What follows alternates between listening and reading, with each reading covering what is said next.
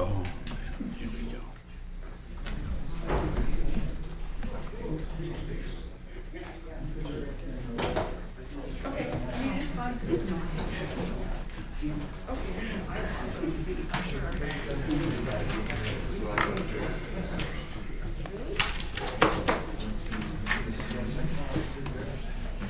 Or was it not?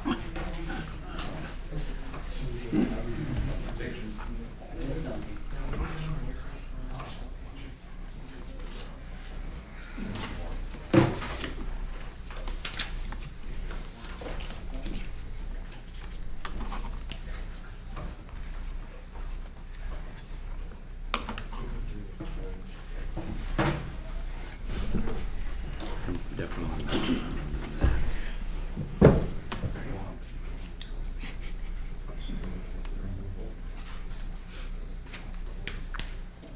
You're just like the rest of us, Daryl. Resetting your password? Yeah. That's what's happening.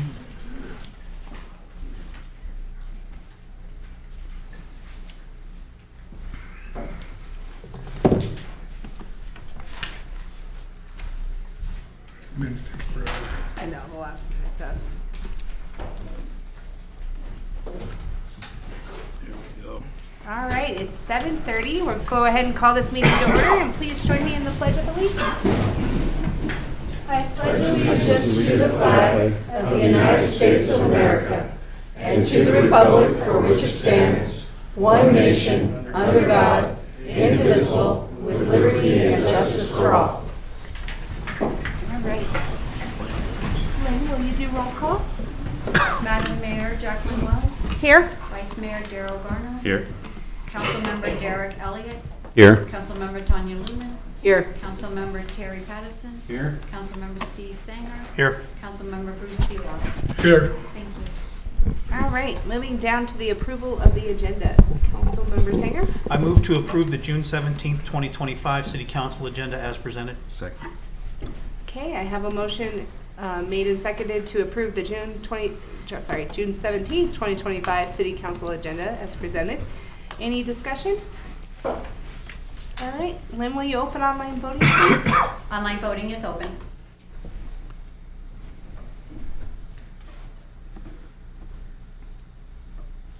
It is super slow today.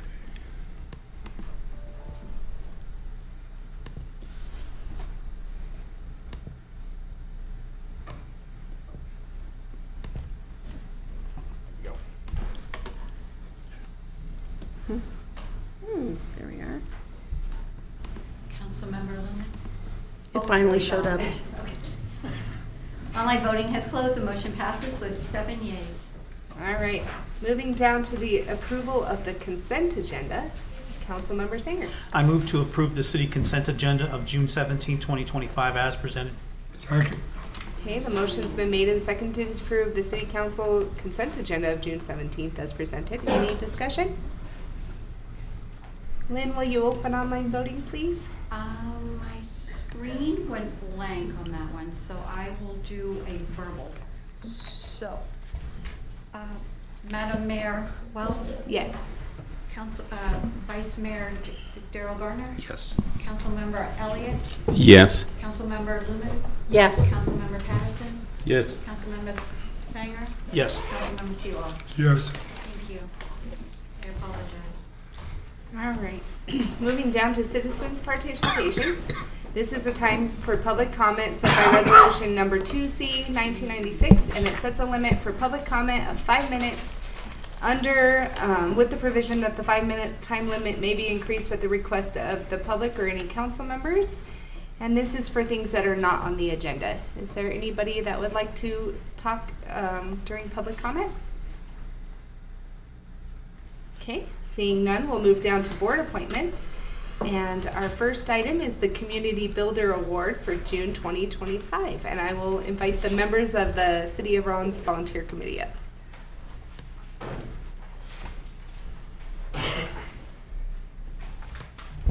Honorable Council, the Community Builder Award is a monthly award the city presents to local individuals, businesses, and organizations for their community service, sponsorship, promotion of programs and events, outstanding service in the interest of the city, and for other contributions significant to Rawlins' quality of life. The Volunteer Committee would like to present the June 2025 Community Builder Award to Buddy Bardo.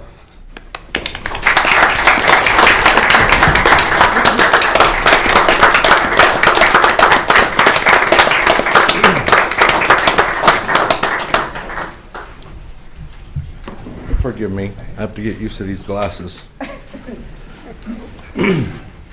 Buddy Bardo grew up here in Rawlins and, and decided to stay and contribute to our community. His dedication to his hometown is exceptional as he volunteers his time and talents to numerous worthy causes, including Boys and Girls Club, boys basketball coach, on the Senior Center Foundation Board, and his past leadership on the Rawlins High School Booster Club. He serves all ages in the community, from children to older community members. Buddy gains a sense of purpose by mentoring the youth and helping them find their path, the right path. His big heart and belief in giving shine through.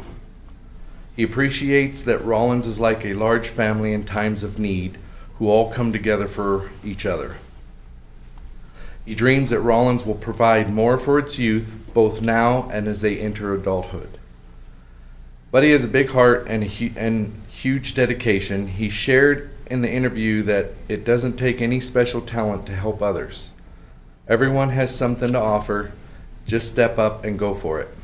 I hope we are all inspired by his commitment and find our place to make a difference today for a better future tomorrow.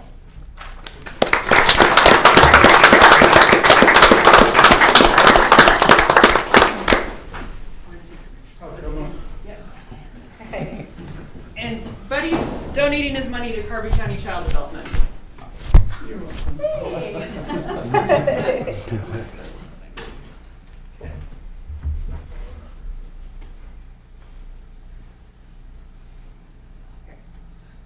Jeez. Congratulations. Thank you. Small, short. No, just thank you, Mayor Wells. I'll remember this.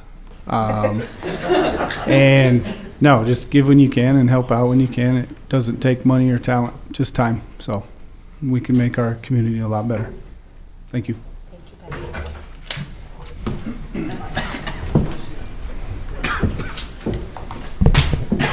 Very well deserved. All right, moving down to the Shooting Ranges Advisory Board appointments. Councilwoman Lumen. Move to reappoint Megan McComas to the Shooting Ranges Advisory Board for a term ending June 30th, 2028. Do I hear a second? Second. All right, is Megan here? She's not here. Okay. All right, any discussion? All right, Lynn, will you open online voting, please? Online voting is open.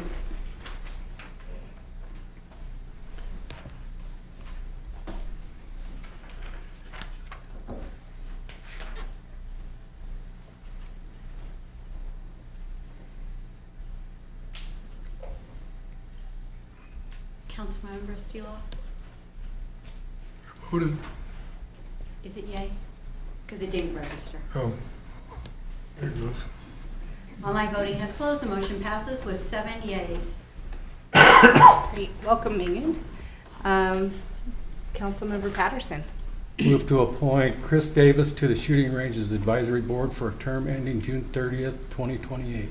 Second. All right, the motion's been made and seconded to appoint Chris Davis to the Shooting Range Advisory Board for a term ending June 30th, 2028. Do I hear any discussion? Is Chris in the... Do you have anything you'd like to come up and speak to us about, Chris? Sure. Tell us why you'd like to be on this board. I've been involved in the shooting community for probably 7 years in the industry. I've held 22 matches there at the board, or at the range, 2018-19. I've hosted centerfire matches at the range for the last 4 years as well, so I've got a lot of experience holding matches, bringing other people from 4 or 5 states away to the community so they can spend their hard-earned money here in Rawlins. I'd like to see the range kind of expand its long-range shooting capabilities, more targets, more berms, help out with the other board members on some of the projects that they're working on, and just try to make this one of the most utilized ranges instead of the least utilized range in the state. It's a good range, and everybody comes here, they likes it, but pretty underutilized to bring people into the community and let them spend their money here. Great. Thank you Thanks. for applying. Yep. Do we have any further discussion? Lynn, will you open online voting? Online voting is open. Online voting is closed. The motion passes with 7 yeas. Welcome. All right, do I hear another motion? Councilwoman Lewin? Move to reappoint Todd Candidate to the Shooting Ranges Advisory Board as an alternate for a term ending June 30th, 2028. Second. All right. The motion's been made and seconded to reappoint Todd Candidate to the Shooting Range Advisory Board as an alternate for the term ending June 30th, 2028. Any discussion? And I don't see Todd out there.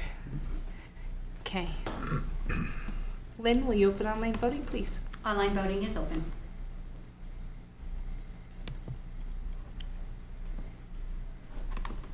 Online voting is closed. The motion passes with 7 yeas.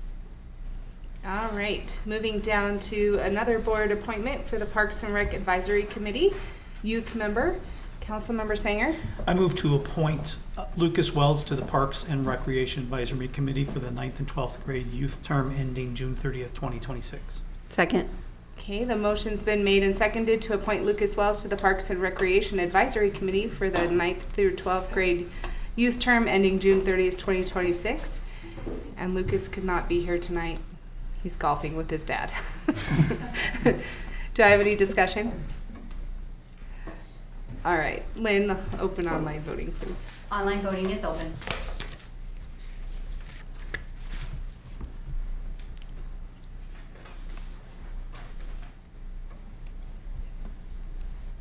Online voting is closed. The motion passes with 6 yeas and 1 abstain. The 1 abstain was Madam Mayor Wells. Okay, moving down to the Carbon County Visitors Council appointment.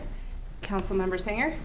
I move to reappoint Mary Pat Whitfield to the Carbon County Visitors Council for the term ending June 30th, 2028.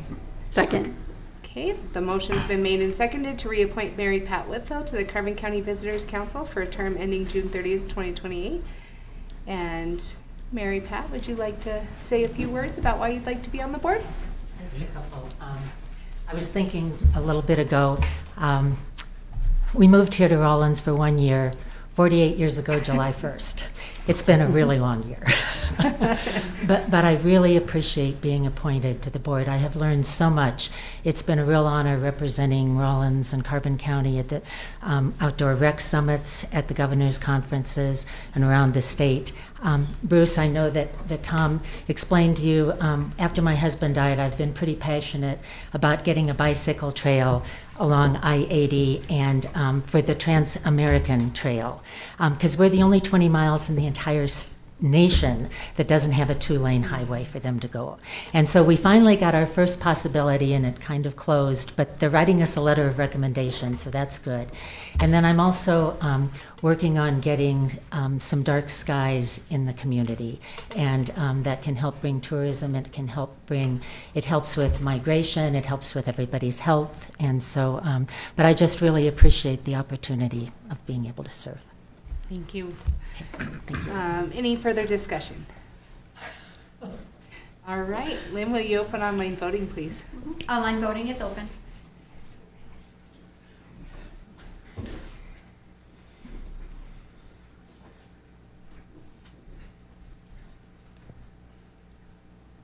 Online voting is closed. The motion passes with 7 yeas. Thank you, Mary Pat, for your service. All right, moving down to one more appointment for the Carbon County Visitors Council member at large, Councilwoman Lemon. Move to appoint Michael Armstrong to Carbon County Visitors Council as member at large on the Board of Directors expiring June 30th, 2027. Okay, the motion's been made and seconded to appoint Michael Armstrong to the Carbon County Visitors Council as a member at large on the Board of Directors expiring June 30th, 2027.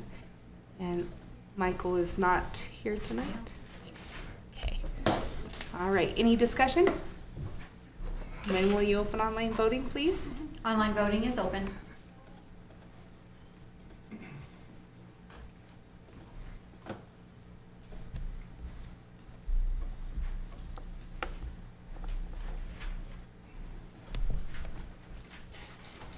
Online voting is closed. The motion passes with 7 yeas. I do want to thank all the people that have applied for our boards and that participate. We do have a few open positions available. We have on our Parks and Recreation Advisory Committee, we have 2 middle school age positions still available and 1 high school age position for 1-year terms. And then the Shooting Range Advisory Board, we have 3 adult positions with various term lengths. And you can apply online at the City Hall or at the City Hall if you're interested. Okay, moving down to reports and information. The Police Civil Service Commission update to the City Council. I will invite Chair Travis Moore, Dr. Travis Moore.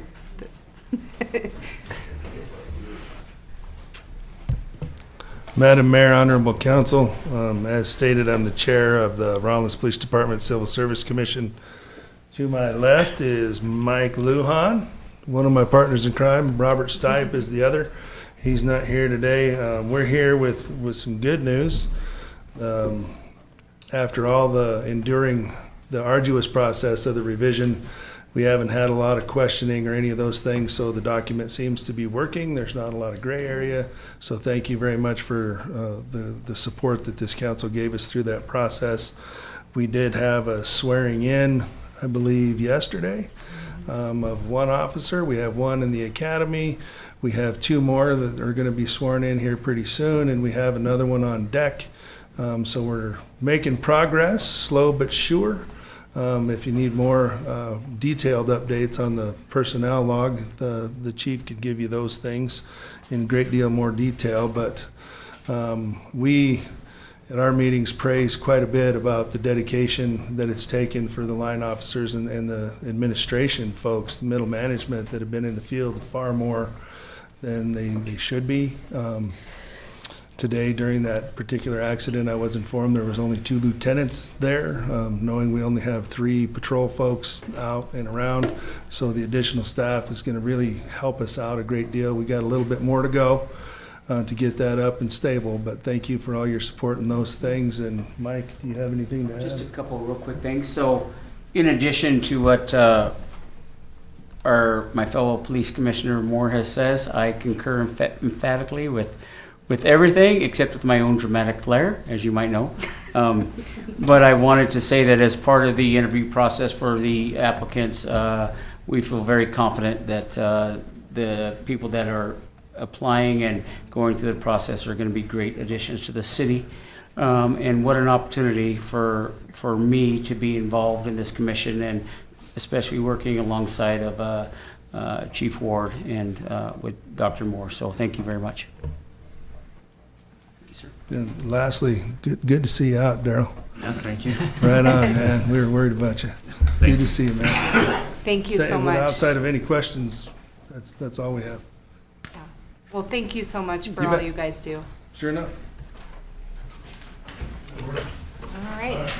Moving on, a special update on wind energy and how the state of Wyoming is benefiting to the DC legislatures. And I will invite you up.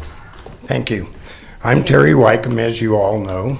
I was invited recently to a fly-in to Washington, D.C. By an organization called United Today, Stronger Tomorrow. It was the people that were invited to go there we're a real cross-section from 7 states, the western states, because that's ones that felt that it was going to hit them the most. The House has already passed the budget bill, which says in July, the tax credits, federal tax credits, quit in 60 days.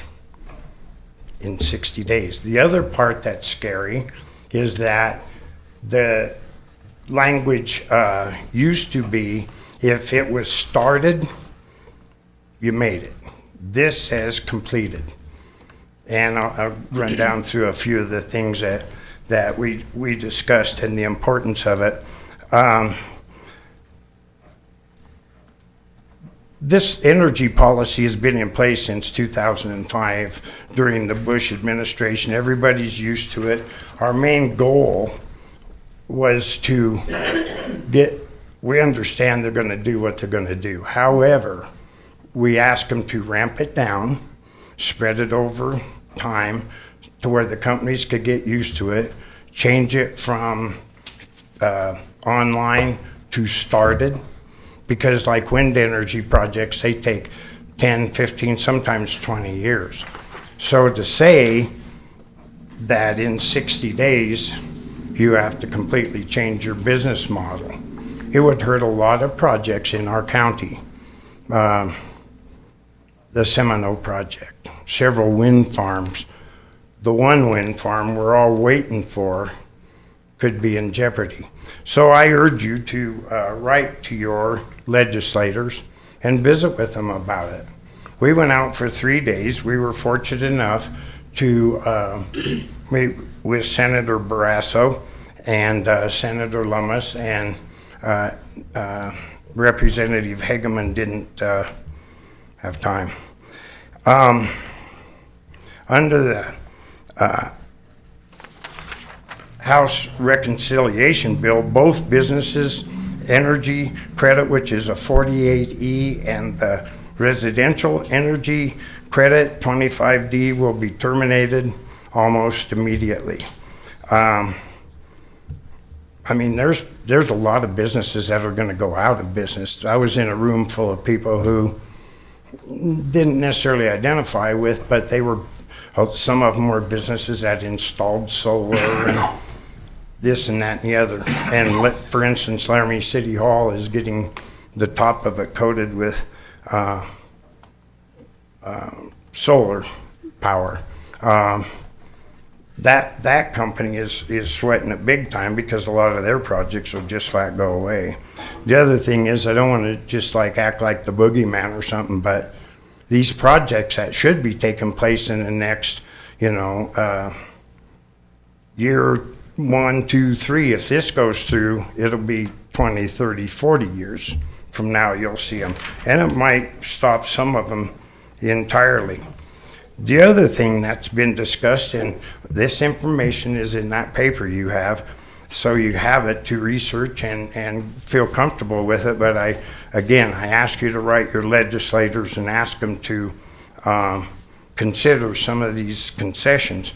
One of them is the premature implementation of foreign entity of concern provisions. In other words, there are certain countries they're not going to let you buy stuff from. Okay, so all car parts, all computer parts, tractors, everything, it's going to be real disruptive to the supply chain. The other main point is used to be able to transfer these credits, and on these smaller projects, they need that ability to fund some of these projects when they have to go out and get other financing and whatnot. Well, that will stop because it's non-transferable. And that is with the 48E and the 25D tax credit. And we would like them to ramp that down. The suggestion was made, maybe 2028, which is still pretty quick for some of the things that are going on in Carbon County, but there were several of us, and you can read who from Wyoming got to go. Anyway, that's what I'm here to tell you. Is, You might want to consider it in your next budgets, and you might want to really watch this, because it could be super devastating to the south half of Wyoming for sure. And that's all I have to say to you, and I'll stand for any questions you may have. How do you feel our legislatures responded? We had to send a lot of information to Senator Lummis because we're talking about a couple Sears catalogs. And she wasn't real familiar with some of the specifics, to be honest with you. Senator Brasso was sympathetic, but he is the Senate whip. And the last sentence he told me was, Terry, my job here is to get 51 votes. And I walked out of his office kind of mad about that. I was like, wow, that was what I believe he was saying was, you guys need to go talk to all the other people, get some amendments so I can get 51 votes the way you want it. And that's the way it was. And then Representative Hegeman, I saw her, but she didn't Have time. Didn't get to talk to her. So anyway, all of the senators, because there was, we all got together at the end of it and kind of talked about it. They all need more education, to be quite honest with you, because some of them don't understand what this means, what the results can be. The other point that was made, and some of those numbers are in here also, that because of these federal tax credits, the federal government has made an investment in Wyoming, for instance, and they get that money back 1.5, 2, 3, 4 times, depending upon the projects. And people smarter than me compiled that. Tom would understand it, but I did not, all of it. But anyway, you want to watch that, and please write letters, call them, do whatever, emails, whatever you can do to convince them that an immediate stop to this is not healthy for us. Any other questions? Councilman What McCain? states did this cover? I'm sorry, I should have had that included. So the delegation that they sent out, they came from states that were going to be directly affected? Well, the 4 of us that went to meet with the Wyoming folks were from Wyoming. Okay. One of them was a city councilman from Laramie, myself, a guy that was in the solar business, his daughter who's going to college in Maine, and those were the 4 from Wyoming. And then various states had, 2 or 3 people or whatever, but probably 50 people in that room. Okay? Thank you, Terry. Yeah, thank you. Thanks. All right, moving down to city manager and staff reports. And I'll hand it over to you, Manager Sarby. Thank you, Madam Mayor, Mr. Vice Mayor, and Honorable Council. I got a few dates for some events for council again tonight. The first date is we will have our joint water meeting with the town of Sinclair, and that is scheduled for Tuesday, June 24th at 5 p.m. And it's our turn to host that, so we will host that at the depot. And we will be on the far left-hand meeting room there on Tuesday, June 24th. This Thursday night will be the first night of our Music in the Park, and we're excited for Music in the Park to be back. Kind of our sign that summer is here again. The first performance on the 19th will be a local group of Stillhouse Blues. And then on Thursday, June 26th, it's another local group from Laramie, 10 Cent Stranger. And the performances start at 7 o'clock with the vendors being there at 5:30. So just to get it on calendars, even though it's a little ways away, our National Night Out is coming up, and it is Tuesday, August 5th at 5 p.m. to 8 p.m., and that's held over at Bolton Park.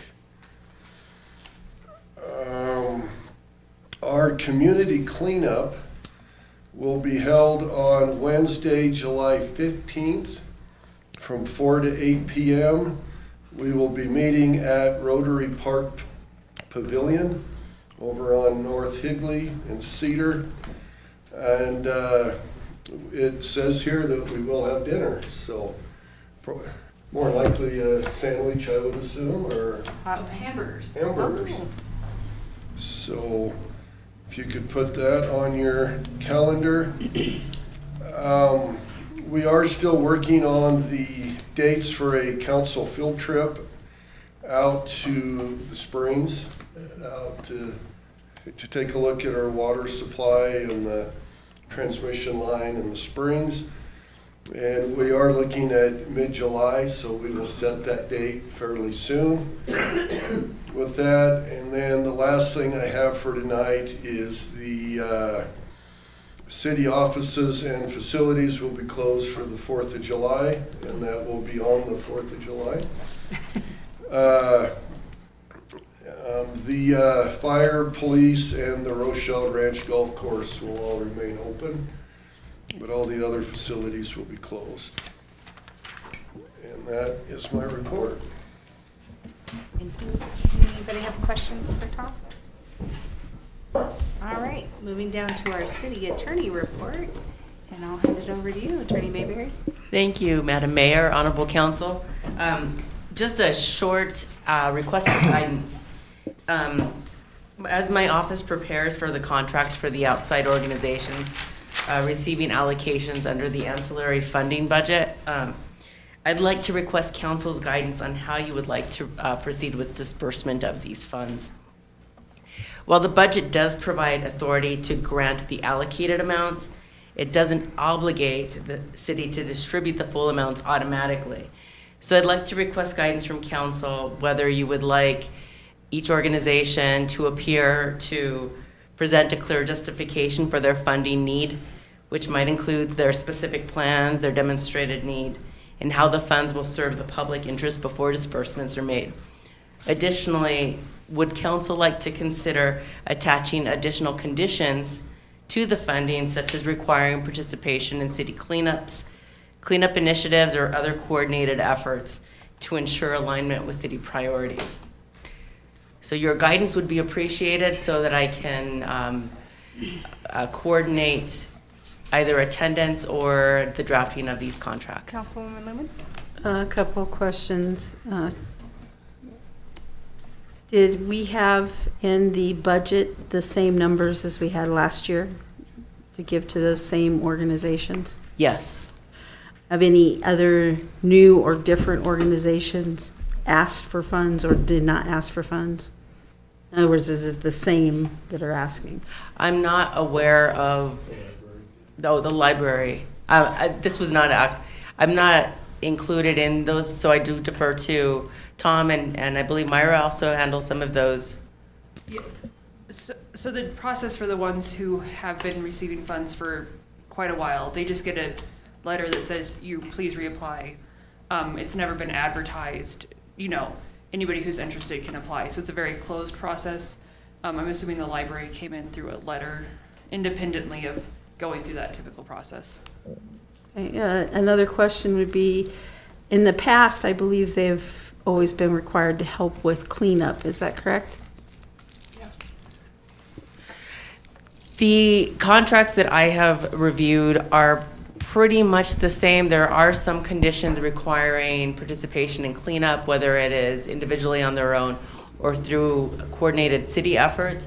However, compliance with actually completing those requirements is not always clear. And I do defer to Myra. I believe she can speak to some of the compliance and some of the other conditions. I am satisfied that they all do clean up except for Children's Advocacy Project because they receive a small amount of money and they're located in Casper. But that's where forensic interviewing takes place, which is very important for our local police department. Other than that, there's varying levels of, do they all send me a picture every time? Some just text me. But I'm satisfied that they do comply. Councilmember Sanger? So we have a copy of that contract that they all sign. Yes, those are Can we get provided to that? the city. I'm sorry? Can we get that? So we can see that before, because you're asking us to tell you, give you guidance, but we're looking at a blank screen. So is there, we don't have to do it right now, but if we can get a copy of that to see if we should make it more robust or have different compliance. Certainly, I'm going to circulate a contract, a template of what is currently in effect, and to highlight which sections may be changed. Does anybody have any thoughts on if they need to come and present to council? Normally I wouldn't, but since we have the library who wasn't included in the first, that would also change the numbers. I don't think we shouldn't change the total, but we may have to change who gets what if we acquiesce to the library's request. Councilmember Sanger? No, I agree. Oh, okay. So I So think, we're all in agreement yeah. with a verbal head shake? Or not a verbal head shake, head shake. Okay. Thank you, Council. I will coordinate with Myra and the organizations to set up a schedule for them to come in. And for them to come in and present, would you like that to occur during a regular council meeting and have them all present on the same date, or divided over a certain date, over a series of meetings? How many total are there? 6, 7, 12? 12? Can we do like 3 a meeting We can do that. for 4 meetings? Okay. And then if council would like to take it under advisement, which, allocations until after all of the organizations have come to present, so that each can be assessed individually on their merits with full consideration of all of the other applicants. That's also an option. Anything else? Nothing further. Thank you. All right, and then moving down to city council updates. Does anybody have? Councilmember Patterson. I have more questions and statements than I do anything else. I've had constituents calling me about the cemetery some more. Are we going to do anything about that cemetery? I mean, I drove past yesterday and the weeds are getting tall. Drove through it. I didn't see no gophers, that's a positive, but are we going to start doing anything about that? Cleaning it up, mowing it? I mean, Madam Mayor, Councilman Patterson, our approach right now is that each day our parks crew has a park in town that they mow and clean, and they finish their day at the cemetery. So every day they do a different park, and then with the time left, they go to the cemetery. So there are parts of the cemetery that have been mowed, taken care of, but there are several parts that have not. And so today I have spoken with the parks crew and told them that they need to step up their priority of the cemetery, that they need to complete the other parks, in a more timely manner so they can get to the cemetery. We also can bring in some other public works workers and have a push to get the cemetery mowed and cleaned again. So yes, that is on the agenda, and that's what we have done, but you're right, there's only certain sections that have been getting done. By the time they get back, the other side is already growing again, so. And how about the watering situation? There's a lot of dead grass out there. At the cemetery? Yes. Yeah, they've got the water on at the cemetery. We are aware of the turf that is, dead. And we are gonna work on, replanting that, cultivating those areas.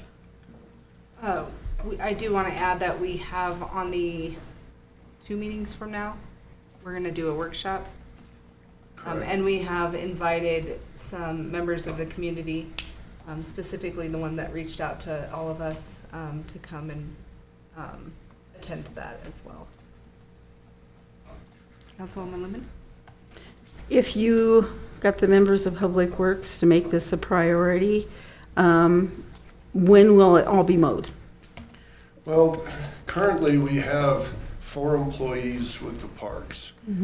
That's all that we have. So, and we've got a lot more needs, as you know, than we have,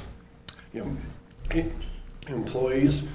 So when we pull in the Public Works, it will happen within a couple days.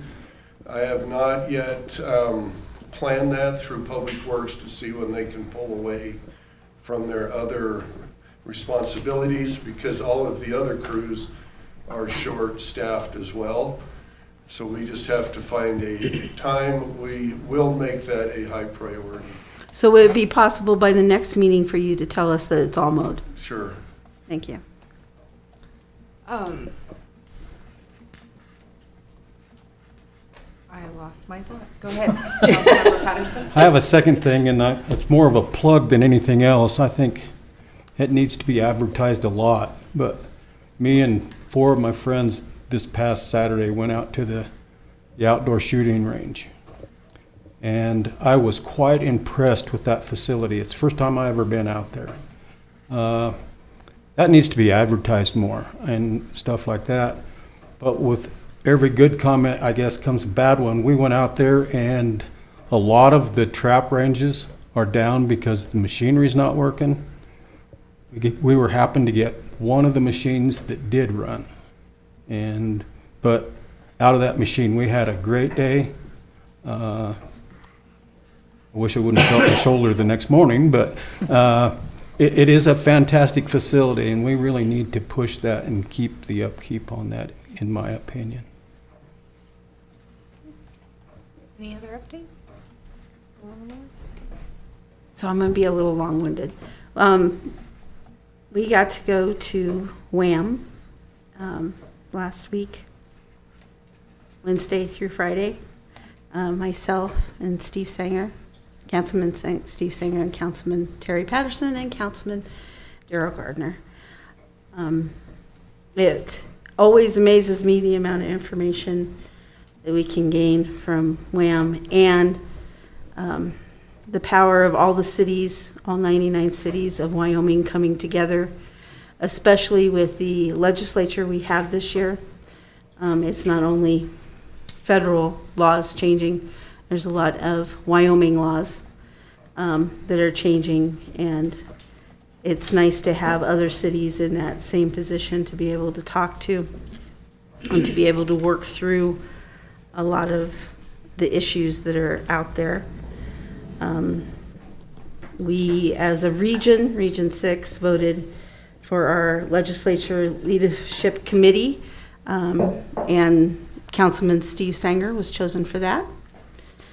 So very happy that we have Rawlins recognized in that position. Some of the other things I got to do personally was visit Luvani, which is a big database server. It was an odd thing. With all the computer banks and stuff, it looked like a spy movie. I kept expecting Tom Cruise to drop from the ceiling. But their ceilings are very secure. But when it comes to our servers, that might be something that we look at as far as having something off-site rather than on-site.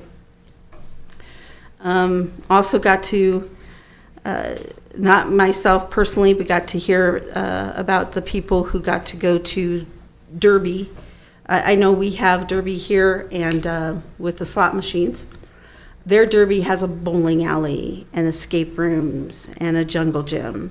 I don't know who we would need to talk to maybe encourage Derby to do that kind of expansion here in Rawlins. Because I know we were in desperate need of a bowling alley, and that would be absolutely wonderful. Also, there were some changes that they let us be aware of. One of the meetings was on gun-free zones. And since that is coming into effect July 1st, I would like, with all of council's permission, to have our city lawyer look at a policy for our employees regarding concealed weapons at work. Just so we're covered, the proper language when it comes to insurance and all that great stuff. Also, there were the main speaker talked about the importance of communication, especially with our constituents. The mayor of Laramie, he has a mayor moment that he writes in the paper. Also, the mayor of Rock Springs has little videos that he's doing to try to explain to citizens how the city works, because many citizens don't know, and if they did know, they would have a whole different opinion. Not to push too much, but maybe our lovely mayor would consider doing something like that, just to let the people know how certain things work. Of great importance was the changes the legislator made in regard to property taxes and lowering property taxes. I don't think a lot of senators that voted for it, or the people, understand what those property taxes buy them in comparison with dollar value. I don't have the exact number, but I think it was like for every dollar they get $16 back in public services. And just making that connection of, you know, your property taxes are going for fire, for police, for roads, for water, rec center and golf course for us. And those might be lost if we don't say something and explain to the voters, you know, if you want these things, this is what you need to vote for.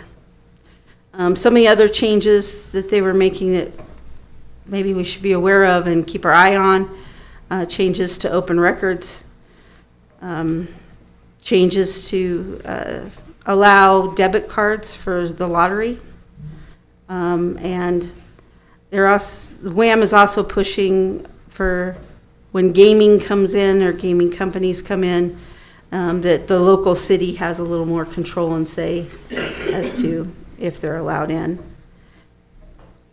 Also, next year, the summer WHAM will be in Laramie, and in 2027, the WHAM conference will be in Saratoga. So that's kind of exciting because we'll get to go home every night.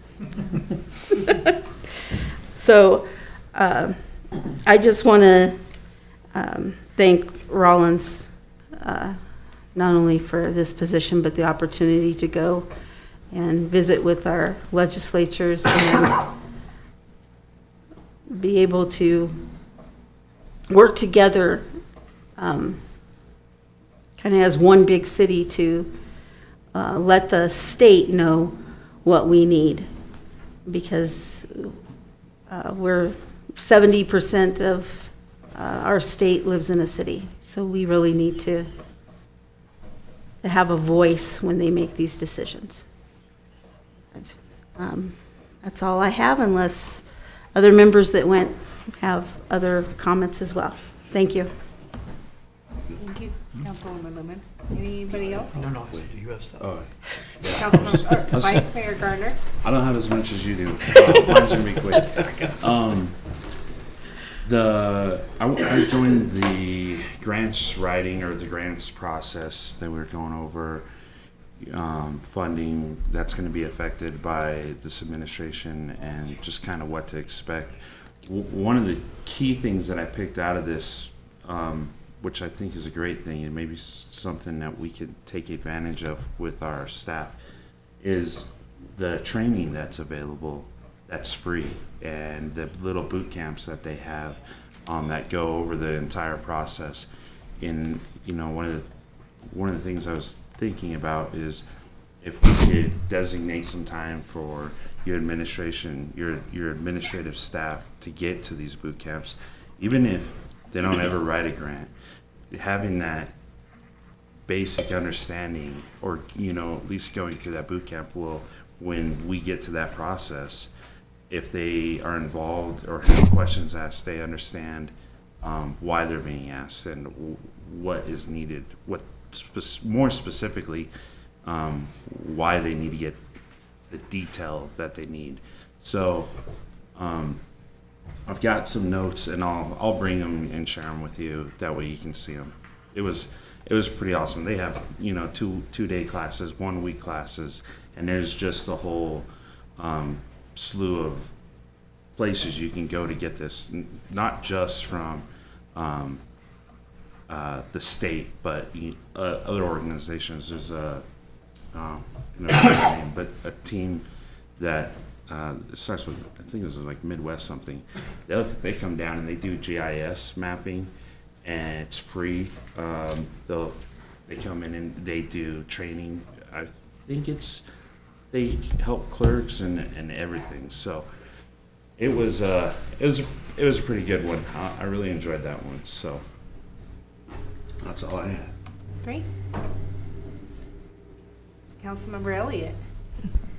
I did receive complaints about the Bolton Park and the restrooms. It looks like the restrooms that's been taken care of. From what I see, that the doors are open and stuff. And Correct, Madam Mayor, Councilman Elliott. Our main concern there has been the vandalism of the restrooms. When they are open for long periods of time, individuals put sand and rocks, down the toilets there and different things. And so that's been our main concern with that, why that hasn't been open. We are working on a outside camera system so that we could kind of know who's in the area at about what times and different things. Those take a few weeks to get into place. But we have had the restrooms open for the last few days, and we have not had any vandalism noted for those days. And so as long as that lasts, we will keep the restrooms open. having the cameras will be very helpful. Yeah. Also, I got complaints about the streets and the water. That's nothing new, right? When is Edinburgh going to get started? Is there a date that that's going to get started? Madam Mayor, Councilman Elliott, so we reviewed the contract through our attorney's office, sent it with the concerns out, and it is now back in our hands to be reviewed one last time. And then we will be able to put that out to get contractors. So soon.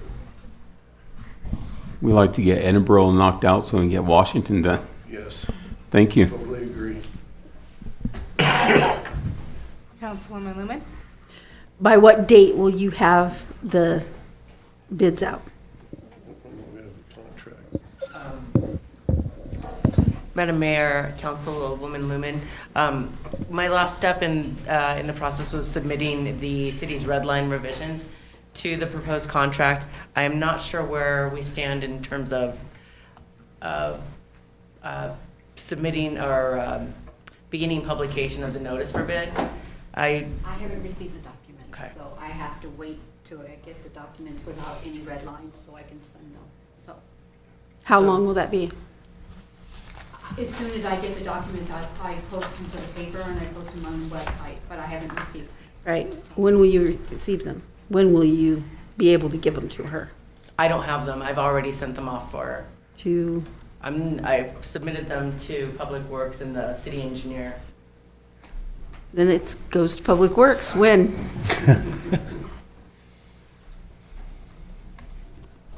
So, Madam Mayor and Honorable Council, I believe it was last week that Carl actually took them over to Laramie to WWC to get the red lines finalized, and then they're going to put the actual full package together, the bid package, and then send it back for our review, and then it'll go out to bid. When do you expect that package back? I am very hopeful that we can get it back within this week or next week, Okay. and then after review, we'll get it out to bid. So at the next meeting, we should have news that it's out to bid. I'm very hopeful of that, yeah. All right. I would like to get it out as soon as possible. We do have 3 large contractors that would like to bid on it. So we are Good. really excited to get this out to bid. So we will get working on this as fast as possible. Thank you. Okay. Councilmember Elliott? I'd like to mention, and I don't know when it opened, but we have a new restaurant in town, Pincha Tacos. Oh, my husband told me. Very delicious. That's all. Thank you. All right. Okay, moving on to unfinished business and an ordinance to repeal and recodify and approve the third and final reading of the ordinance repealing and recodifying Chapter 816 nuisances. Councilmember Sanger. I move to approve third and final reading and waive the reading of the ordinance repealing and codifying of Chapter 8.16 nuisances of the Rawlins Municipal Code. Second. Okay, the motion's been made and seconded to approve third and final reading and waive the reading of the ordinance repealing and recodifying the Chapter 8.16 nuisances. Any discussion? All right. Lynn, will you open online voting, please? Online voting is open.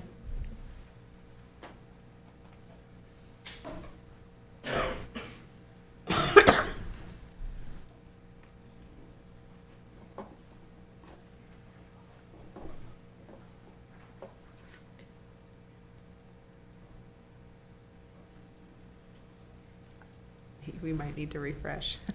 I was gonna say. We can do verbal if you'd like to. Yes, please. Mayor Wells, Yes.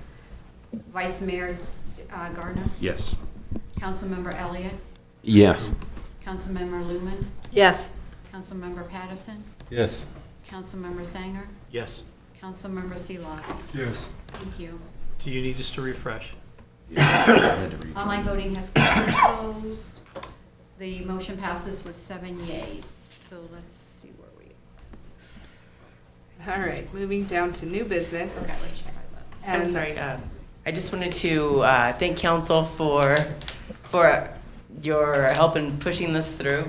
And I did want to provide just a quick update that there will be a short period of citizen notification through various media pushes coordinated with community relations. And enforcement will begin July 1st. Thank you. Moving down to new business and approval of the city council meeting minutes of June 3rd, regular council meeting. Councilmember Singer. I move to approve minutes of the June 3rd, 2025 regular city council meeting as presented. Second. Okay, the motion's been made and seconded to approve the minutes of June 3rd. Any discussion? Lynn, will you try to open online voting? Online voting is open. Here it is. Hey.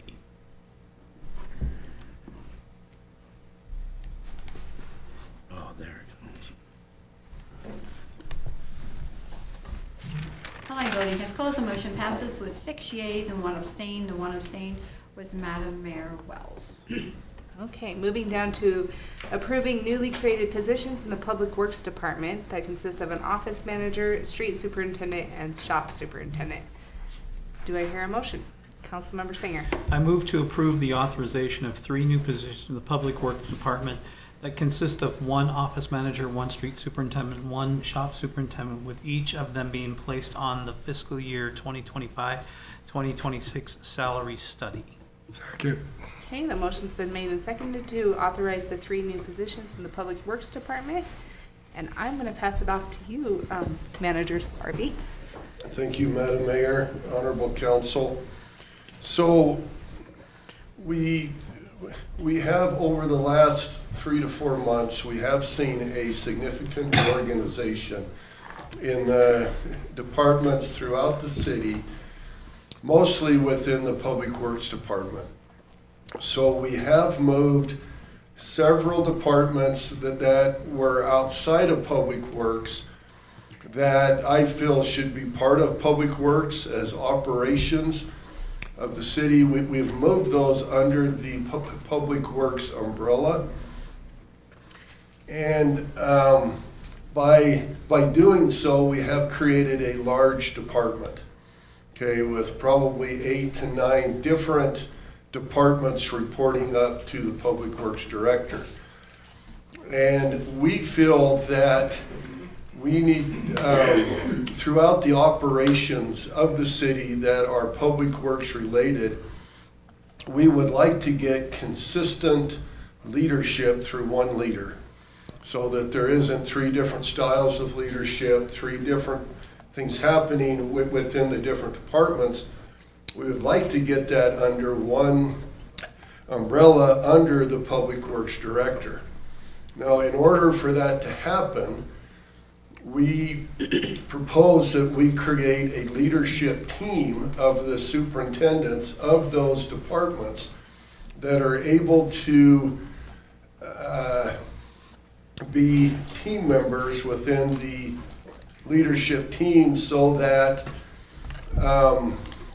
we create a Public Works Department instead of a streets division, a facilities division, a central shop division, which still exist, but we would like there to be communication at a high level so that we can make it a Public Works Department and discuss projects, discuss needs, to where we can pull people out of one department to help with the project in a different department. You know, that those superintendents will be able to come together, like I said, more in an atmosphere of one department rather than several divisions. So in order to do that, we have 2 different departments that exist that have leaders within there that are at a much lower pay grade than the others on that leadership team. And so what we are proposing is that our streets supervisor be elevated to a street superintendent, and you have that job description, and that our lead mechanic be elevated to a shop superintendent, so that they'll be able to be on this leadership team with equal status with the others around the table. Another aspect of this leadership team and of Public Works is we currently have 1 administrative assistant that serves the whole department. And that individual, with the addition of the various departments, is going to get overwhelmed very quickly with all of the budget needs, administrative needs, the scheduling. So we have proposed the creation of an office manager that will oversee the administrative assistant. And then we have also proposed within the budget that we move the utilities clerk from the general fund over into the enterprise funds, where they actually perform their work within the water, sewer, buildings, landfill, and all of those. And so we propose the creation of those 3 positions and the accompanying job descriptions that are attached to those. Councilmember Sanger? So we've already done the budget, and we've approved the budget. Will we need to make a salary adjustment to add these positions No, those are already in the budget that was passed. currently? So we don't have to do anything beyond Correct. just, we're good to go? Correct. Yep, we've already got that in the budget. Any other discussion? All right, Lynn, will you open online voting, please?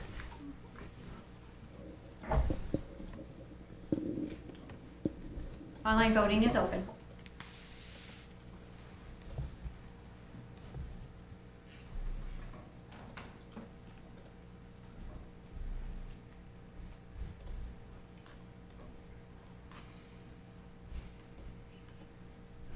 Online voting has closed. The motion passes with 7 yeas.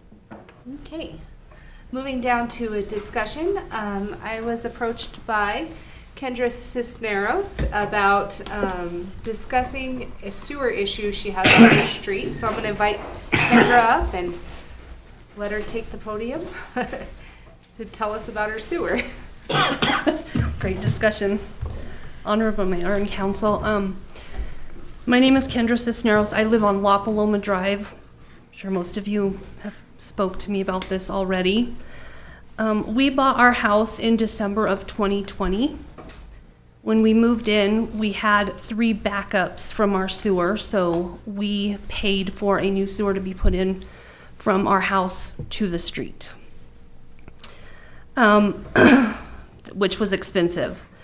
Come to find out, it wasn't our sewer that was the problem. We've had, on my count, and I'm off on the count because I didn't start counting until later, I know of 13 times my basement has flooded from other people's sewer water coming into it. How do I know that it's other people's sewer water? We get tampons, which aren't used in our home, as well as rags and other items that come in. We've had several occurrences of over 2 feet of water in our sewer that I have to clean up. This isn't a me problem. This is a you problem. Something is wrong with the sewer outside. It's not just at my house. I've spoken to my immediate neighbors. The neighbor to the east of me gets it just as bad as I do. We've had explosions of sewer in our basements. I've lost a toilet that came off of its bolts from the pressure that came through my house. So did my neighbor to the east. Recently, the neighbor to the north of me, they're on an uphill. So in order to get into their homes, their driveways go uphill. Their sewer backed up last Tuesday. She was gonna be here tonight with me, but she broke her ankle. So she did send me some information on this from her side of things. They had to buy a electric snake for their sewer a few months ago. And what she said was, it's a motorized snake. They bought it 6 months ago because they started backing up every month. Now they're uphill from me, so if they back up, I'm flooded, fully flooded. Last Tuesday, they actually had full sewer water in their basement. So they had it snaked. We call the city. I don't even know how many times I call the city. It's constant for me. My problem with most of this is that this has ruined my basement. I go down to 2 feet of sewer water. I have to wait for it to get blown through by the city. Once it's blown through by the city, then it's my task to go into my basement with galoshes on. I have to shovel shit, literally, down to my drain to get it out. I then take buckets of water and I follow the path from the south side of my house all the way to the north side of the house with buckets of water to flush this back down. And then I go back through the process with Clorox water, but it's not doing it anymore. My house smells horrendous. I cannot get rid of the smell. We have to remove 3 feet of sheetrock in my house for the whole basement. It's not just one room. This floods my entire basement. We've lost sheetrock, we've lost couches, love seats, recliners, an antique dining room set that wasn't set up. It was laying in there one of the first times that this happened. Completely ruined. My mother is deceased. I have memorabilia from her from my childhood, completely ruined. We've had to get rid of that. We have 2 teen gaming chairs worth over $1,000 a piece that we had to get rid of because they are floor gaming chairs, completely soaked into them. Can't clean them out. So that's kind of a list of stuff that I've had that we've lost. I don't also know what chemicals are coming into my house. I don't know what people are flushing down their sewer system that is backflowing into my home. I don't know what kind of detergents they're using. I don't know if they use acid to try to unblock their sewers and then that flows into me. I don't know what's in my sewer or in my basement. And I don't know, at first we thought we were gonna file against the city's insurance to get my basement repaired. But it happens sometimes, last week it was twice a week. It was twice. Tuesday it flooded, I was back down there Thursday with water in my basement.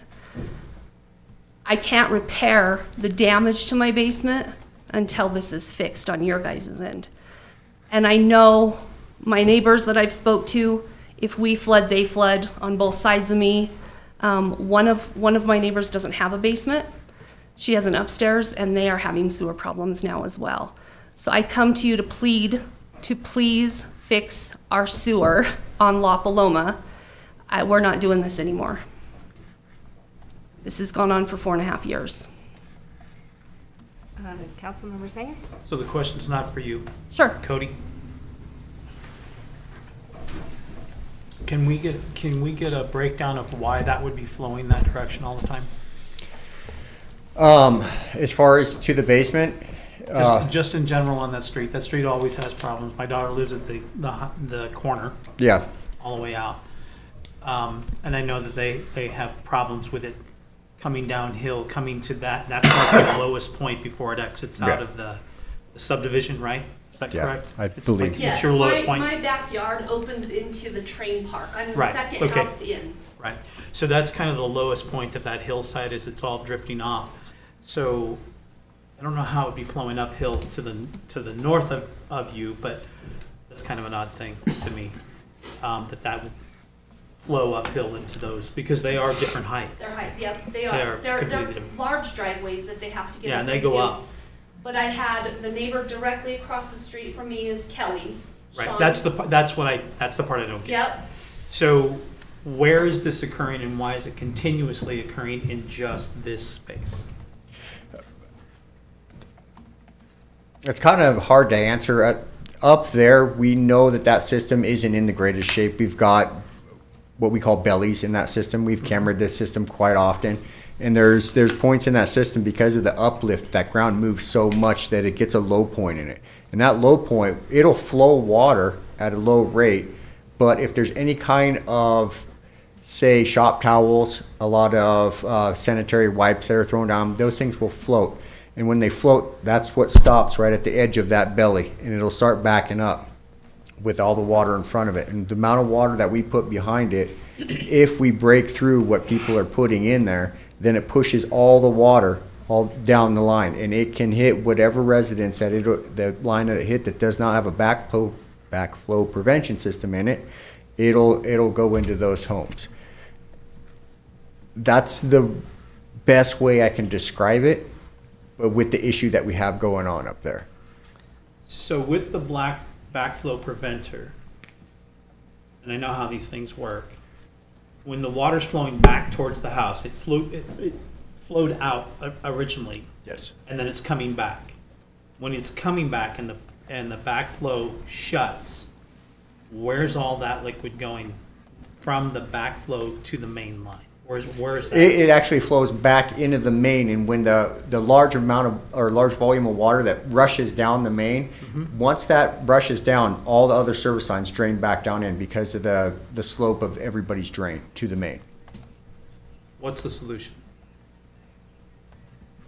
Well, we definitely need do a project up there that is an area of town that is bad. The solution that we really would like to put out to public that we do all the time is we have to stop putting stuff in our sewer systems that aren't supposed to be in there. The sanitary wipes, we get shop rags, shirts, tampons, all that stuff in there. When a large neighborhood is putting all that into one area and we have a couple rougher areas in there, it's going to continue to keep happening. So we try to put out warnings to people that of stuff you should not be putting down your sewer system to help prevent this. It's just really rough. I think sanitary wipes have come on a lot more strongly in the past 4 or 5 years, so we're seeing a lot more of them. We've gotten a lot more of that stuff coming back when we do clean out mains than we've ever seen. Between that and the blue shop regs, we are seeing a massive amount of those on every sewer main that we break. The question was, what's the solution? The Is solution, there something we can do? Can we reline it? Can we do something to it to get it to be level so that it does flow correctly? yes, there could be a sewer project done up there to take the belly out of it. Mhm. And when it does that, then that flow doesn't occur because you have to work your way back up. You start at the bottom and you start going back up into the corner and up the hill. And I mean, I know what it looks like when you're doing that. You should do it on my street on occasion. It could theoretically happen again. That spot has, like I said, bellies in it that they do flow, but it kind of holds water, traps water in there. We get these all throughout town with people putting them in there where we have straight runs. All of our, we have it scoped out every single year with the sound waves that go through our sewer lines. We've got green areas in town that we have to go and clean out sewer mains because people are putting rags, shirts, stuff like that down. If you clean the roots out of your system, they drop down in there and they create a clog. It really creating an awareness of what our citizens are putting in and what kind of problems they're creating for everybody else is also essential. Vice Mayor Garner? Do you happen to know how many times that you guys have had to clean out that sewer line this year?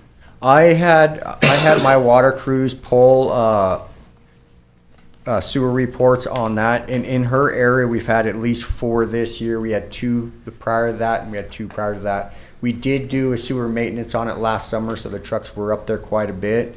When we have our company in town that's doing their ultrasonic sound waves of it, if they find a blockage in that area, they're told to call me, and we're going to come up there and we're going to flush it real quick because we know that system up there isn't in the greatest of shape.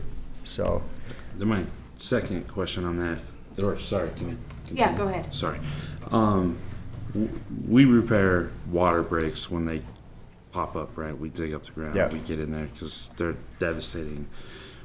I would consider this just as devastating. If we have low points like this that are causing these backups, the risk of infection for people going in to clean, just in general, ruining their properties. If we, my street, I've been there for 10 years and I don't think I've had a single backup issue. So I understand the argument that people do flush these things, but this street isn't handling it at all. And I would look at a sewer issue like this as just as detrimental as a water break. If that's just my I would thought. agree. Councilmember Singer? Can we not just do it on a regular basis? Just go up, take the truck, go up and blow it out on Monday. You know what I mean? So it's always Monday. Yeah. Monday we're gonna run up, we're gonna run that line up, and we're gonna blow down that line, clear it all out every Monday. If we do that, we are running risk of continuously flooding some of these basements. If you're catching it before they have that opportunity, is my question. I agree with that. What I worry about is, like I said, depending on how long the bellies are in these lines, they'll fill up over a few days.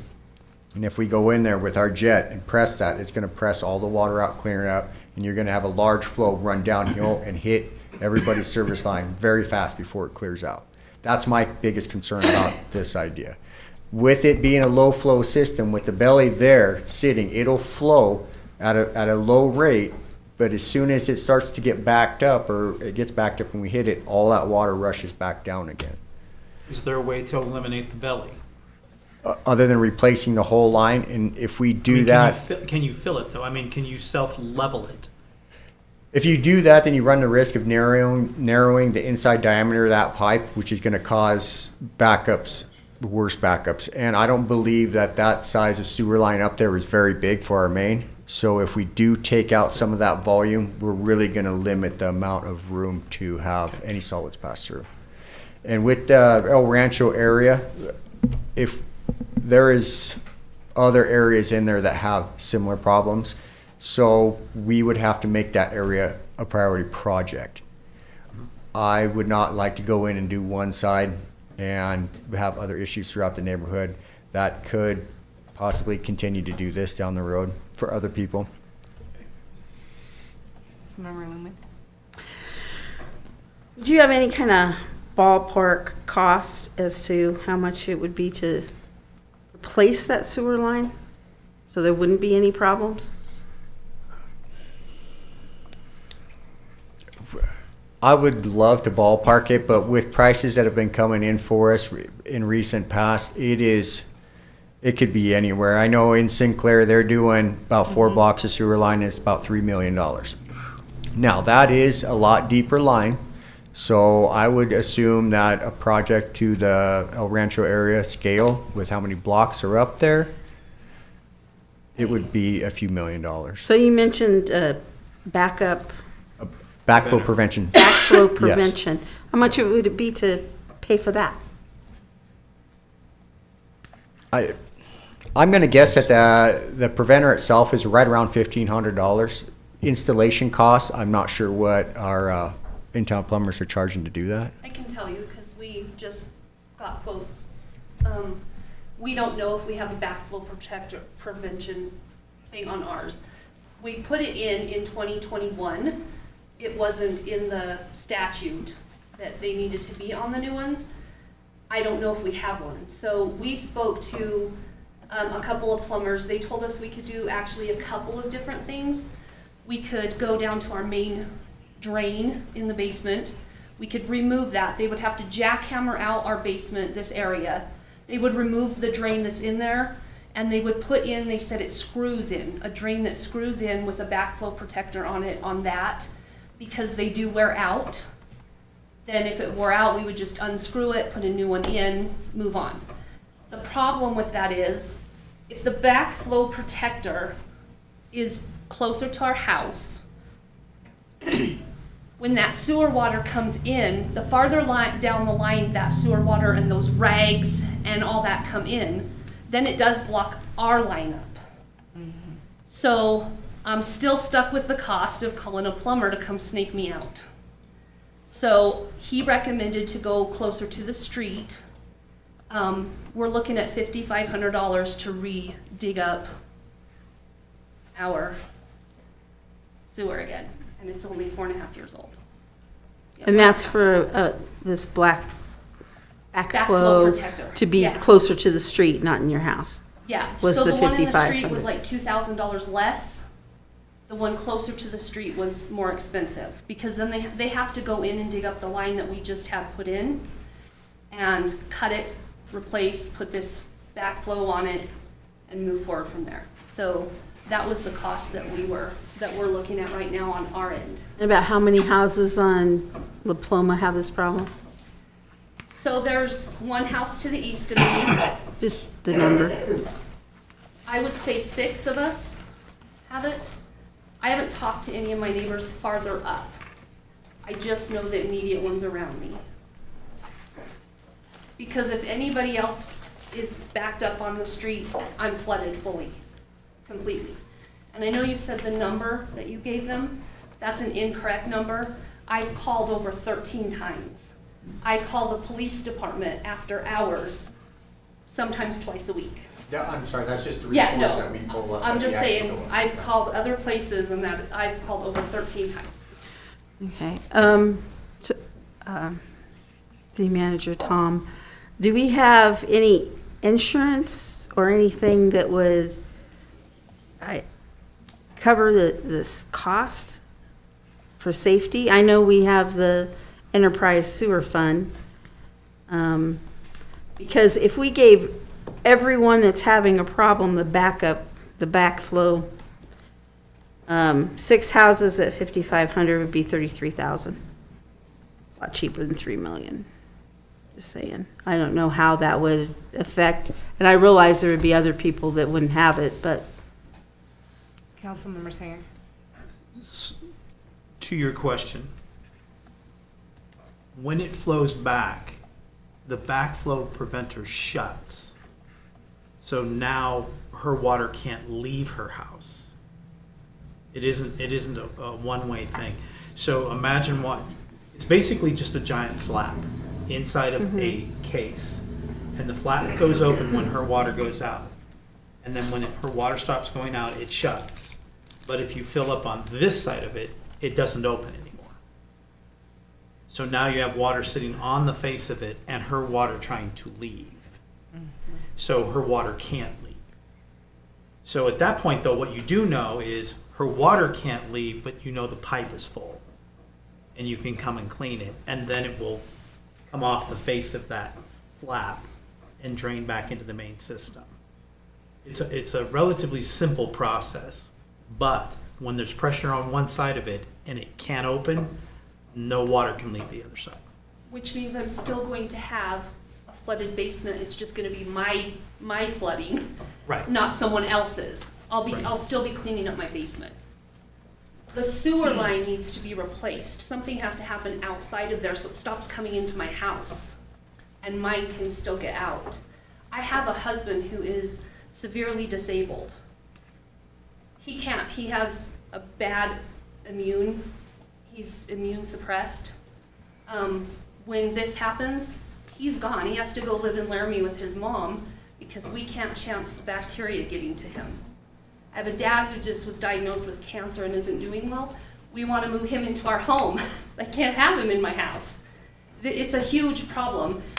We've spent hundreds and hundreds of dollars on plumbers to come out and snake through our system, and it's not us. That's the frustration for me is it's not our sewer. I'm cleaning up everybody else's sewer on the block in my basement. Councilmember Patterson. Cody, do we know exactly where those bellies are in that line? Clear up to on La Paloma from the start down where she's at. We have a good, all the way up around the corner? We have a good suspicion. They're usually up in the flat areas. Would straightening that out do anything? Dig up just a little bit of that line to straighten it out? No, because you'd have to dig it up and you have to bed all the sewer line, level bed it. So, but if it'll prevent the problem, isn't that a... If most of the time, if you go in and you just pick up certain sections, you're going to just create a wave in it. So you have to go in, re-level everything, bed the rock correctly, and then lay the pipe in there at a certain slope. Because you can't get it too steep, can't let it sit too shallow. I agree with what Daryl said. It's not a disaster. This is catastrophic to those homeowners. I mean, catastrophic. There's been a lot of houses I know that were uninhabitable because of same stuff like this. So, wow. One thing I would think would help in the future too is if we can look at some way of any kind of new service lines being installed in Rawlins, it's mandatory to have backflow prevention put in. Because right now it's up in the air. You can have it or you don't have to have it. And because of the cost, a lot of people shy away from it. But if anything ever happens, then it's catastrophic. Councilmember Sanger. So can you just get us a cost of what it would take to replace that sewer line in the entire area up there? So we know what we're looking at from that standpoint. Say, start up at the top, that far corner up there. Yeah. And come down every single one of these streets and their turns that they make to the east, because they all turn to the east. They come down and then they meet back on whatever that one is right there. Yes. Because they all meet right there, because that's the main. Rancho. Yeah. So, yes. So if we can do that, then at least we know where we're starting. And then we can say we can work backwards through this and start on the bottom and work our way up that hill and get that level flattened out so we don't have bellies in any of that section on La Paloma before it makes the turn. The problem is that everything up that hill is way higher than you are. Way higher. And when it comes down that hill, turns that corner and it's hauling Barely. butt down here and it can't leave, My- guess where it goes? My neighbor and I are the last two houses, Right, and we yeah. are the ones who get it every single time. 'Cause you're on the corner. Every single time. And everything comes to you. Yep. Yeah. I'd- Okay. If we can just get a cost. Recommendation to still look into the backflow prevention. We are Yes. still going to Okay. do it, but Yeah. it's not gonna fully fix our problem if it No. just keeps coming down the tube and Yeah. stuffing full of stuff and. Yeah. But just, yeah, like Councilman Sanger was saying, because of how high it is, if there's ever a clog up there, it's gonna push all that water down and it Yeah. will happen, just Yeah. because of the.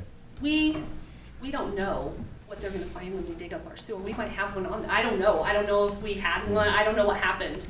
Cause it was before any backflow prevention was discussed.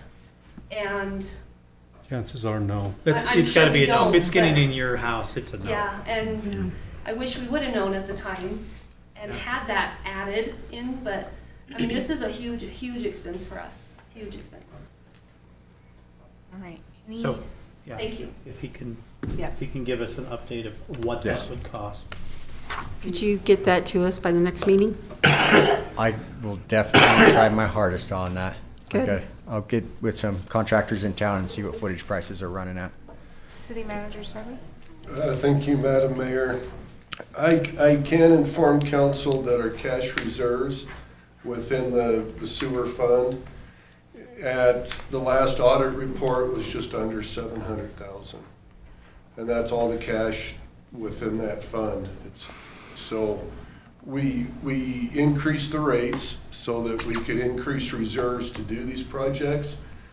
But right now, if it was anything over $1 million, we'd be looking at financing those repairs or projects. Councilmember Singer? So, Panita, this is one of those questions about the enterprise, all enterprise funds. Doesn't matter which one you pick. When a project becomes much larger than that enterprise fund will ever be able to pay for, what are our options? My understanding, I don't have the full rules in front of me, but my understanding, this is actually, I will defer to City Manager Sarby on this, but enterprise funds must be used for whatever they are designated for. So for example, water and sewer must be used for water and sewer projects. Loans can be made to those enterprise funds from the general fund. However, there is a requirement for them to be repaid. My concern is, we have a water fund, it has $4 million in it, we have a $50 million project. That fund is never, ever, ever, not in our lifetimes, ever gonna pay for a $50 million project. What are our options? Do we just declare it an emergency, make the state come fix it? That's my question, is where's the water fund? How would the 8,000 people who live here pay for a $50 million water project? Since it has to come out of that fund. There has to be a way that we can't get killed by just that one fund. We can make all the loans we want. The problem is you're gonna pay them back. You think your water bill's expensive now? Make it 10 times that. Right, so they can be, a loan can be an agency loan, can be made from the general fund to the enterprise funds. Outside loans and financing, bonding can also be an option. And I do defer to City Manager Sarby on the finance options for that. And we can certainly get back to you guys once Public Works Director Dill is able to provide an estimate on those amounts and what options would be for funding. Thank you, Kendra. Thank you, guys. Thank you. Have a good night. All right, moving down to discussion on expanding a utilities easement in Rob Roy Park to accommodate new gas main for Black Hills Energy. And this is also you, Cody. Just finishing up. Thank you, Madam Mayor and Honorable Council. As you know, Black Hills is working on a project in Highland Hills area. So this year they are putting in new gas mains. Next year they're looking at new service lines. In this section of town, they discovered that they have a steel line in the ground that of a main that they would like to get out and get updated to their poly line that they're going to be directional drilling into the other side.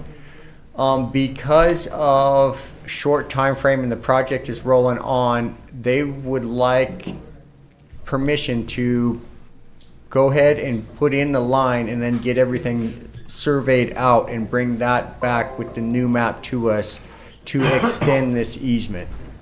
Basically, it's a good faith, go ahead and do it action.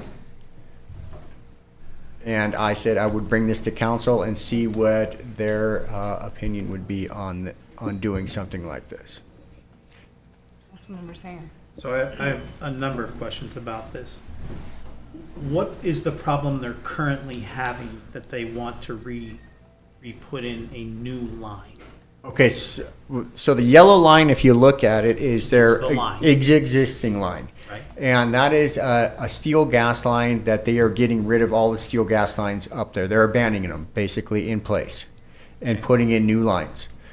In that, where that yellow line is, that's a utility easement that has telecoms, water, and that gas main in it, and it's pretty narrow. They're very concerned about heating or damaging anything else, and then there's also a bunch of trees in there that they're worried about damaging any trees, and by moving it out, it basically makes them feel safe that they're not going to damage any other utilities or damage any of the trees in that utility easement. So when you say it's very narrow, what do you mean by very narrow? Majority of utility easements in town are about 10 to 15 feet wide. So that's how wide that is? Where they're made. Where the yellow line Yes, and there's also water and telecoms and power in that easement as well. Okay, so it's 10 feet.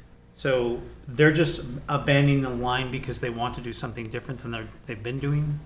It's an update of the system. So they're worried that their steel lines are creating leaks, and that's what this big project is about, is putting new, it's a HDEP style pipe in. I'm not exactly 100% sure on their style, but basically a plastic pipe in the ground that has a lot more longevity. But this section is a steel line that they're very worried about, and they would like to get that main in this year. So where the little red thing is on the left side of the screen is where they're coming off, right there.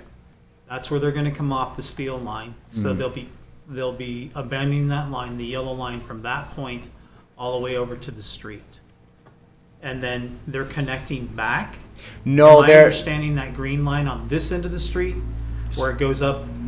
Are they going to bypass that yellow line and just go to yes, that? they're going to drill over the top of that one because that's in the clear. They know nothing else is in that part of it to where they can cut over. And then they're going to drill under or bore under the street, and then the green line that's on the far right of the picture is the mains that they'll be running to the homes. Yes, and that one is already done. Okay, so that's already there. Yes, it's just the checkered green line that they're looking to do. All right, so the only question I have is, we don't have the exact language about the easement that they're going to request after they drill the line. This is an after the fact thing, and we all know that bothers me. I hate anything that's after. Is there a way to know what the request specific is? Northwest half acre, blah, blah, blah. You know how it normally goes. Yes, and that's realistically why I'm here, because after they get an absolute line on it, they're going to have it surveyed and give us those exact coordinates of where that line is in the ground, and then tell us exactly the width that it really is. Okay, so you're going to probably get used to the fact we're going to start asking very specifically, what time can we expect to see that information? Because up until that point, we're saying drill in our street, do whatever you want, which is kind of scary because it's a gas line. If somebody decides that they want to rototill right through here, you never know what's going to happen. Yeah, it's at the 4-foot level of gas lines but I know you're right. You're absolutely right. Yeah, is the question. When will we know exactly where that line is and how wide its easement is? So in talking to the project superintendent, as soon as the project is complete, Black Hills will do a complete map of everything that they've done and supply it to the city, and we will have all the information. That might not be till the end of next summer when their service lines are completed as well. They came to me end of the week last week, and I said I would bring this to council for council's pleasure. I will do my best, but these are all everything that we were worried about. It doesn't take that long to go to the end of that road and figure out how far you are off the end of that road. Because Kilmary runs into whatever the road is right above that. Mm-hmm. I mean, we can't see it, but I know that it's right there. So whose property is that? That's Rob Roy Park. That's the north side of Rob Roy Park. And the streets are easement. The only other problem I have, I know you run into it all the time if you dig any pipes, any water lines, any sewer lines. I hate it when they abandon pipes. You go in there, especially in that small easement, you're trying to dig up a power line or a water line, and you hit an abandoned line and it scares you bad. You don't know what to expect or anything else. So I hate it when they leave abandoned lines. I feel they should have to take them all out myself. I mean, it just should, especially in town. Yeah. I agree. It is rough, but at the same time, with a steel line like that, you'd be literally digging it up, and the amount of stuff you'd have to remove as far as the trees and stuff like that to get that pipe out of the ground. With us, in the future, it's going to be kind of hard, but if we get provided accurate maps like this, any kind of digging will show abandoned lines and new lines. Attorney Mayberry? Thank you, Honorable Madam Mayor, Honorable Council. I have a call in with Black Hills to discuss some of these items, so I'm collecting some of the comments that are being made by council so that I can forward those to try to get some answers or some guidance on when they can have some of the time on the timing. There are valid concerns about with the extension, with that little wedge encroaching into the park, what types of limitations that would place on the ability to use the park and improvements to the park. Whether that would also be, what's also going to be affected, such as irrigation. My understanding is irrigation is currently not impacted in that immediate area, but there are trees that are aging. So in terms of replacing future trees and where roots will ultimately grow into those areas as well. So I'm keeping comments and tracking all of those right now. Councilmember Sanger? So we would have a current easement, right? There is a current utility easement in that area where that line is, the yellow That line. easement would tell us exactly where that yellow corner is. It should. Tell us where currently the yellow line comes out, gets to the street, and it turns and it heads down. Well, that map is going to be pretty accurate. That's a Black Hills map right there. Right, so what I'm saying is they already know where that corner is. Yeah. We just want to know how far from that corner to where their line is. The new line? Yeah, because then you'll know your distance. Yeah, You'll know the actual distance. This is not rocket scientist. You're just adding feet. Yeah, and you're absolutely right, and that's the question that they're asking. They don't know before they drill it, like a foot one way or a foot another. What I'm asking is when they drill it, tell me from the corner of that easement to where you went. And that's exactly and just tell me how many feet that is. Yeah, that's exactly what they're going to do. Everything will be surveyed out to the inch off of that corner, so we'll know exactly where everything is at. But that shouldn't take a year. That should take an hour with the tape measure. Yeah. And literally, because you know where the corner is. Yeah. You already know that. So all I want to know is how far from there down to where your line crosses over the street and ties into the green line. That's all I want to know. So we know how far down that street it is. So when somebody goes, where's the gas line? You go, it's 12 feet from right there. Oh, yes. Or 10 No, feet or 15 feet or however far it is. Because we have an easement. Yeah. Would that be able to be put on our GIS? We don't currently have You Black don't Hills overlaid on our GIS, no. We want to make sure that their patchwork is put into it too, not like over on South Side. I completely agree. But We fought them on everything they've done in town, patching. Yes, Councilman Seoff. That was one of our biggest conversations with them on going forward on this. And we were promised that the patches would be done immediately after they were done with their project, and they've already got a contractor on board to do that for us. But that was one of the things that was a pretty big stipulation that we asked of them. That should just be a single patch then, right? Because it's only where it ties into the solid green line. 'Cause Yes. you're underground the entire way. And until you get there, you're not tying into anything. Correct. You would be on the park and you would be over here, but but that's in the park. I'm talking about on the street. Yeah, there would That's just the only, be a it's just single that one, right? Yes. Okay. You just come across the street and tie in on the other side. Just, just on that side. Yeah. Just the one. But also, the landscaping needs to be. Well, yeah, put they're going back to tie as in, is, because they're yeah. going to tie into that yellow line. They're going to come Yeah. off of that one, but they're going to tie back in over here. They are going to dig a hole right here to Yes. get back to that yellow line. They're going to But burrow that's- it so they won't disturb the top. Oh, okay. It's all underground. And this all really stems because they have their crews on the ground, and this is the last section, and it's strictly timing.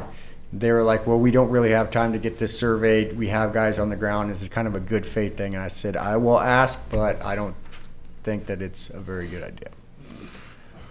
Councilwoman Lemon. A couple of things. You said they promises that is in the contract. What's that again? Is it in the contract that'll fix the road? Yes. Okay. And then, They actually pulled street permits, I believe. We made them pull street permits on this. my second question is why? Why did they wait until now to ask when they knew it had to be surveyed? They obviously knew this project was going to be done months ago, right? So with this section here, it was discovered late in the game that was a steel section of pipe. Okay. I guess that there's other materials that they have in the ground, but this is a steel section that they would like to get done this year. This section actually wasn't slated until next summer to be done. With the service line work that goes right behind the houses. They were gonna do all that at one time. So it was planned for next summer? where Yes, the but- surveying and everything would be done? Yes, but with what they're doing right now and the timing, they would like to try to just get this section in this year so that they work strictly on services next year. So what's the benefit to the city to allow them to do it earlier than what they planned? Really, there is no benefit to us other than helping out a utility finish up a project that they're working on. So they tie in all these services into every one of them houses along there? Yes, they will be next summer working on all the service So lines. they'll come back and dig across every one of them to run through services? I don't know that they're going to be digging. I know that they're moving the services, I think, closer to the houses is what they were telling me. So we'll have to have right of way on that line there to the houses too, or the property line at least. How they gonna get from that line to the property line? When you have the place where they're at, they already got the right of way. But moving it over there, if they gotta get to, what is it, 4 houses or whatever? Yeah. This just map was a little bit fuller so you could see more of it. Councilmember Sanger. This is not the only roadway they're doing this on. Commissioner Moore's house, they're doing the same thing. They're Yeah. running the line parallel to the sidewalk and then running into the house. Removing the meter that's all the way in the very back, which they can't get to now because they've blocked them all off by building all the way to the fence on the other side. So this puts it where they can get to it without having to go into your backyard and dig up your entire backyard to get to that stuff. Because currently, the meters are all in the back. Well, these ones here are already in the backyard coming out that way Yes, right there. yeah, and they're just moving them closer to the homes. They've been doing the same thing going this way, right over here. But what I'm saying is they got the right of way there and they're moving the new right of way down here. They got to get from this line over to where the old right of way was. No, they're only going to the side of the house and then going into the house. They They're got not to get from that new line to the over side to of the where house. the old line Yeah. was to get into the house. So they're gonna have to They're maintain putting the a old new right away line also. into your house. They're not running all the way to You the got back. the old line runs across there, right? Runs behind all the these yellow homes. line is. Yeah, it's The all new behind dotted line runs down here. It's on this side of the taken line now. Mhm. The houses are on this side. How they gonna get from this line over there? If there's space in between it, they ain't got a right of way. They'll have to maintain the old right This of one right way. here. No, this whole entire space. So Because they have to go from here to there. So I'm saying they have to maintain the old Unless- right of way. Unless they're running along the face of the house and bringing them in from the front, which is what they're doing to your house, right? Okay. Yeah, this line might go up and go across the front of their house, and they're just gonna come from the street that's out in front of that house. That's Not what from I'd like to see not more from of the this map. park side, not from the park side, but from the roadway side on the front of that house. Just like this green one here, they'll run from, on the right side of that screen, they'll run from that green line to your house. So you're gonna run from that green line to the house that's on the right-hand side. And then when it turns on the street, the one that goes east and west, that line is in that street right there, and they're running down into your house from that line. They're not running from back there So in the they're back of gonna the go down park. and dig all the way down that street to each house. Yeah. Yeah. As they're running a new line into that space. They're doing that now. We was guaranteed to patch the streets on the south side as soon as it was done too, but it took us 2 years. Well, that's a contract issue, Yeah. right? Yeah,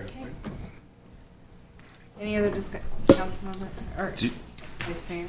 Do you have any concerns legally doing this, or should we have, maybe hold off a couple days, do a special meeting? My concerns have been about the use of the park, the limitations, the damage to the landscaping. And I've not been clear on, in that section, if they're gonna be running the service lines from the back of those houses or from the front of those houses on the street. So I think there's clarification needed there, because that is going to limit the ability to use the park and maintain any trees or landscaping there as well. Just, Madam Mayor and Honorable Council, sorry. On another note, this is, in speaking with Black Hills, this is something to keep away, like I said, from the other utilities. They said if this is going to be a huge concern that worries the council of any kind of right-of-ways or anything like that, they will probably just take a shot going through the original easement and hope for not hitting another utility because of the short time frame of the work. And hope? Yeah, yeah. They've found some things up So there you're- in the past that we didn't know that was in the ground, so. They got a lot of technology on that boring. Yeah, they do. They It's really do. very accurate. They were just hoping that they could give themselves, alleviate some space, but it is very short period of time. We all understood going into this that the answer could very well be no, this is just not enough information in a short period of time. And everybody is aware of this. I just told them I'd do a good faith ask and come to council and see what your opinion is on it. If this is very stressful, we could move away from this. And hope they don't hit. And hope they don't hit. They got insurance. I'm not worried about our water lines. Those are at 8 feet, so they're not gonna hit ours. Well, they can So, replace it. Yeah. For us while they're in there. So, yeah, it's power and telecom that they're worried about. Top alone. Okay. So council, if it would help council with a little more of this, to fill in the gaps, we can request perhaps a special meeting or an informational session as soon as possible to answer these questions. Another legal concern I do have is I have been working with outside counsel just to make sure that we do have our, we cover the bases regarding the potential impact to other franchise holders in that area. The current franchise agreement does cover and provide provisions regarding any damages to either other franchisee holders or the city for them to make repairs, remediations, and cover the cost for any damages. But in regard to that, another ask that I would have of this for Black Hills is to cover the cost for outside counsel expenses, and this isn't, you know, an attempt to profit on this, is just for the city to be made whole in researching and working with them.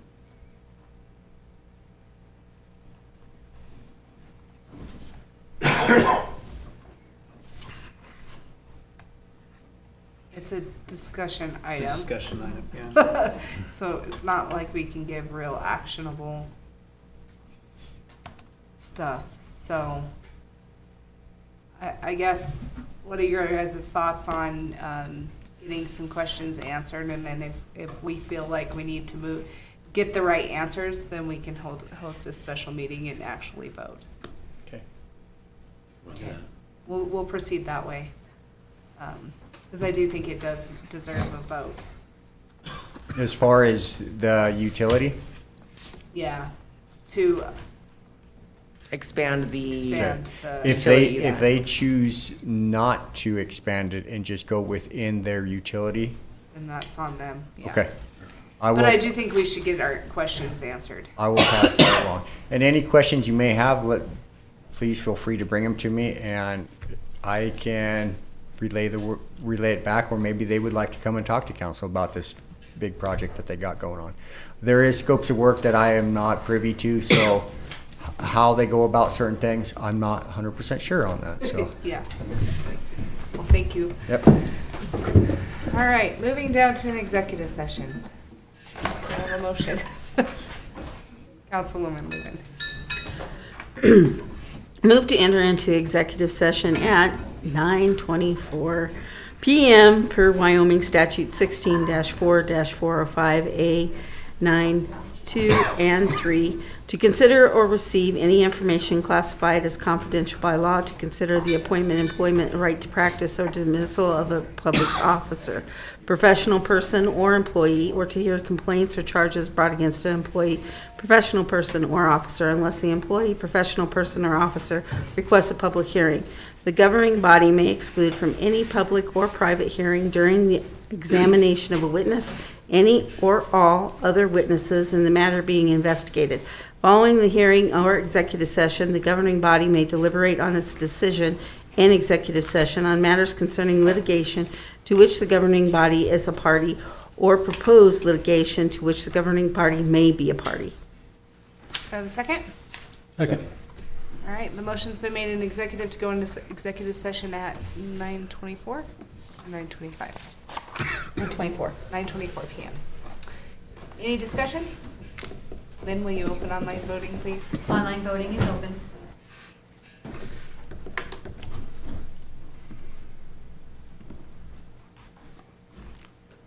Online voting is closed. The motion passes with 7 yeas.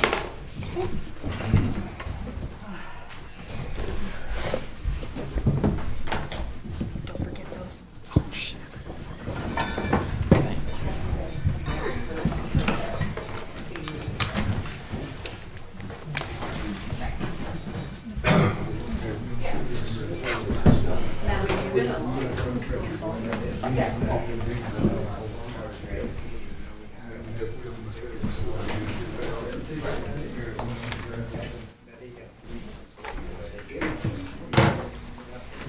You made it through the night, man. Yeah, we did. You got rid of one another. Yeah, you turned it off.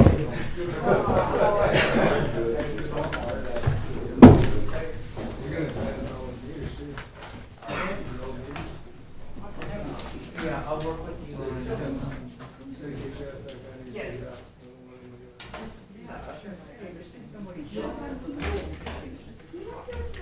like we did, there's a lot of things about them that. Yeah, okay. Well, they're not that. Yeah. But I think Black Hills are coming in years. Well, I could register in your zone. Regional director. Yeah. You know, if you listen, in our franchise agreement, it says that we have the ability as a city to ask them to do any kind of services whenever we want at their cost. So if we gotta push on them with the franchise agreement, to say, hey, you guys gotta get rid of all your old service stuff. It can't be on people's property. Because the abandoned mine went underground.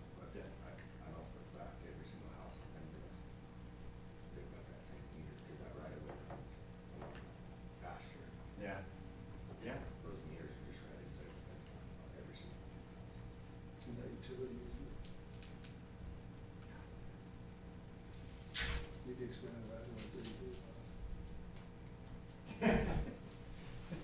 I'll start working on that. Well, because they're, you know, because it's already been located, and all that stuff, they just don't know. Because the telecom and electrical.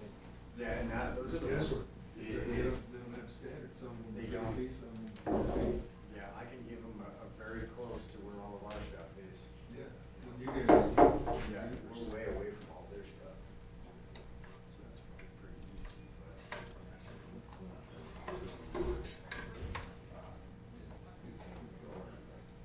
yeah, power your house. Stood outside and fixed it. Is that this weekend? This last weekend, Friday? I know Wendy Lee called me, and she was freaking out. Is there anything? They're right down the street. Okay. They got on it, and then it was just our house, and then there was another one that was a little bit more broad. Not us, it was us. But it wasn't any. No, it was multiple houses. Yeah, and that's what they're worrying about with this. It should be. They already got the equipment. I know that with council asked them, they're gonna want more information, and he said, so we're just gonna do it. He's already told them. He's gonna drill. He's like, if it's gonna be a pain, I'm just gonna drill it. And I was like, I'll go ask him. It's worth just asking. Well, more of an exercise in education than it is information. Yeah. He's expanding that to drilling in that part. It's a safe thing. Yeah. Yeah. So This this is is not my area. They I've learned all about it working at the refinery, Mike. I didn't know before, but I'm learning all that shit. When I see a bunch of abandoned pipe, we got some out there. I've actually heard the crews out there are pretty damn accurate. They've got some kind of like sonar system where they map out all the underground piping, abandoned and running, and they can go right through all of it. To this point. That's pretty impressive. I ran a higher excavation truck out there for 2 years.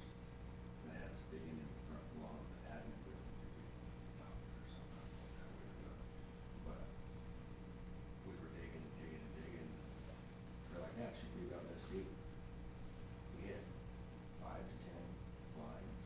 They're like, that's not bad. That's not bad. Fucking oil in the ground and shit. They're like, we had no idea this was here. Call me idiot. Oh, I mean, was that out loud? Yeah. Fill it back in. And I'm looking to see what they're gonna do with that admin building. Yeah, I know, that's kind of up in the air, because there's so much asbestos in there. Well, they can't. Oh, among other things. Yeah, there's abandoned. Cause that basement has been in it. No kidding. Yeah, that's not good. No, it's just- Seeped into the ground over time. I'm sure it's been there since, what, 20 years? They've been buying up all the houses right outside the fence out there for a while now because of that. The two main property owners in St. Clair are St. Clair Oil and Scott Bach. Scott Bach buys those for rentals. Yeah. But they just buy those houses and demolish them. Because they had that incident 2-3 years ago where they had a leak on a line they didn't know existed. It was still live. And it filled people's basement with gas and shit. Yeah. I gotta move out of St. Clair. I'm scared. You're in a good spot. Where do you live? I live, let's see, on the west side, where that park is at in the corner. Oh, you're good. Yeah, on the other side of the street. You're fine. I bought it to use it as a rental for guys that are coming into work, and then after I seen some of the stuff those guys pull, I'm like, I'm not renting it to anyone if those guys work at the refinery. So, I just did it. You get a stage in the whole thing? You get a wait for it? I usually do. You're very good. I'm like the FBI, I'm here to help. Or whatever. With no cash to tell. I don't know what's going on. He just gets his ass kicked on TV all the time.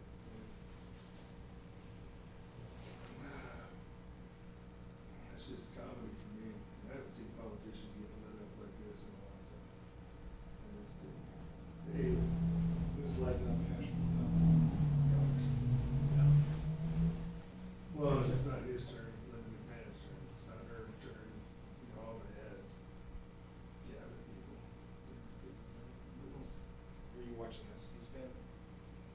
just catch clips, News Nation. It's a crazy time. All right, good on you, gentlemen. Yeah. You have a good night. Yeah, you have a wonderful evening. I say, I'm gonna go home and go to bed. Yeah. Get up, do it all over again tomorrow. I gotta go have a hose ripped out of my nose tomorrow morning.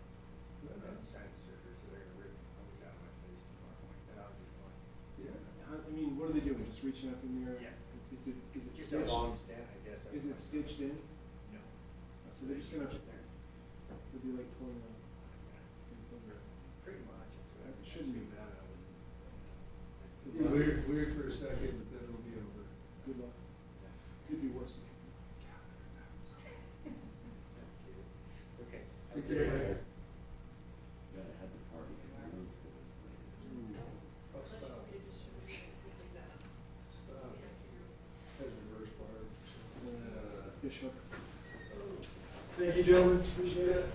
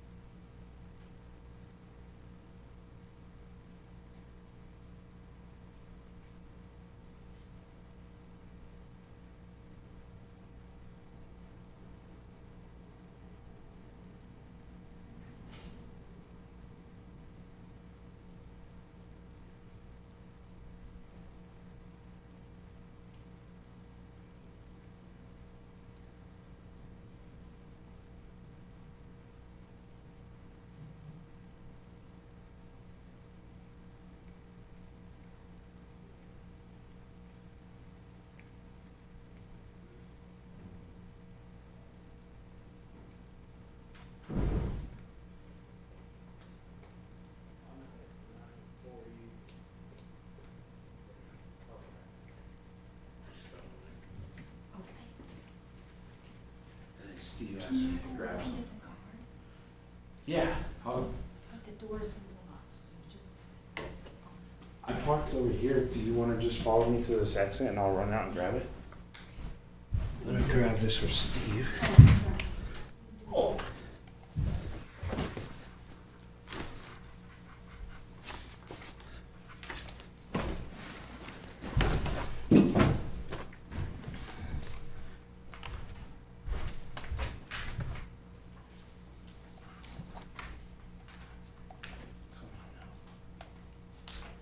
And it was 9:40.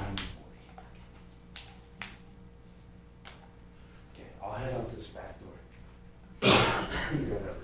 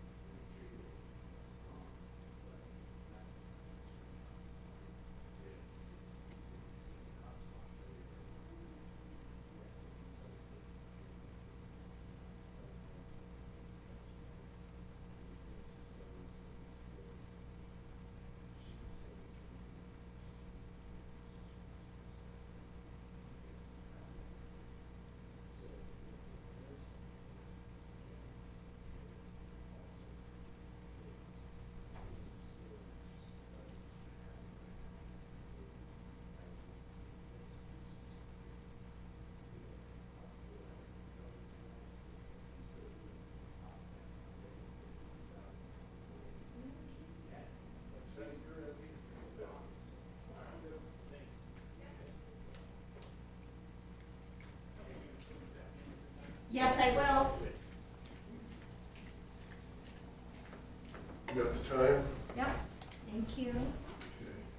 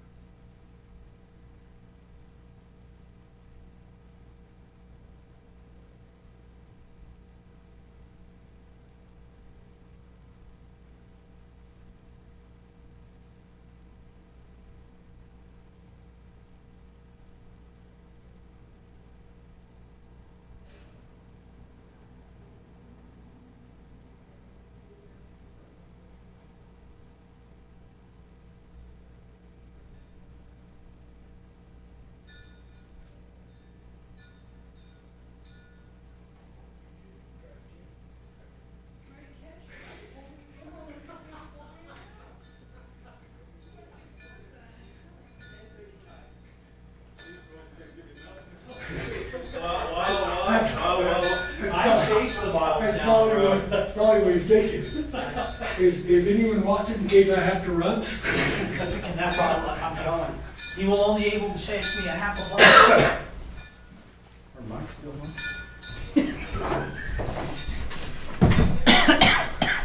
Oh, Lord, get cold for this stuff. I'm glad that got tabled so I can get my ducks in a row here.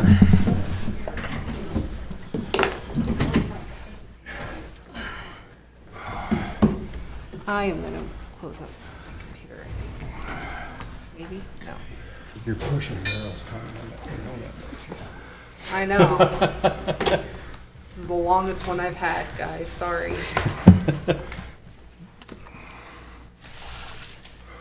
Those discussion items, that's what I'm blaming it on. We're missing, oh, We're everybody. missing a lot of people.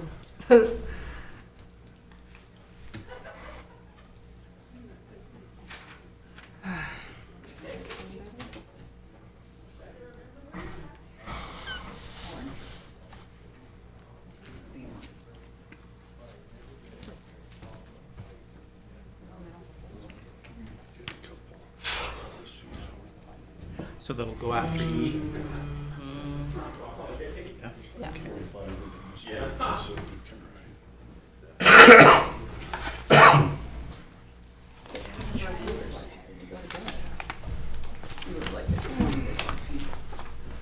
Should I have a motion to come out of Terry, our Councilmember Patterson? Sorry. Make a motion, move to come out of executive session per section Wyoming statute 16-4-405, A 9, 2, and 3 at 10:38 PM. Second. We've had a motion to come out of executive session at 10:38 PM. Any discussion? Lynn, will you open online voting? Online voting is open.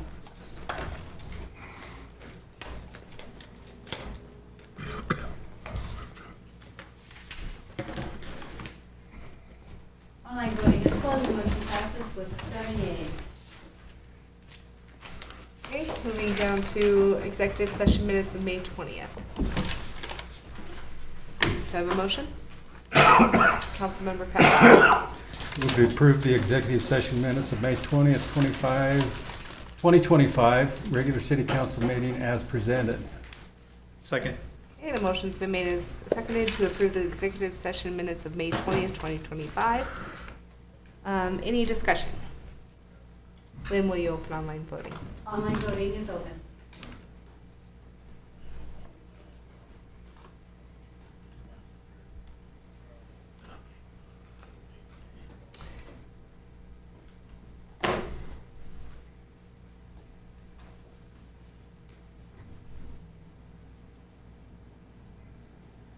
Online voting is closed. The motion passes with 6 yeas and 1 abstain, and 1 abstain was Vice Mayor Garner. Okay. Councilmember Sanger. I move to approve the executive session minutes of June 3rd, 2025, regular city council meeting as presented. Second. Okay, the motion's been made and seconded to approve the executive session minutes of June 3rd. Any discussion? Lynn, will you open online voting, please? Online voting is open.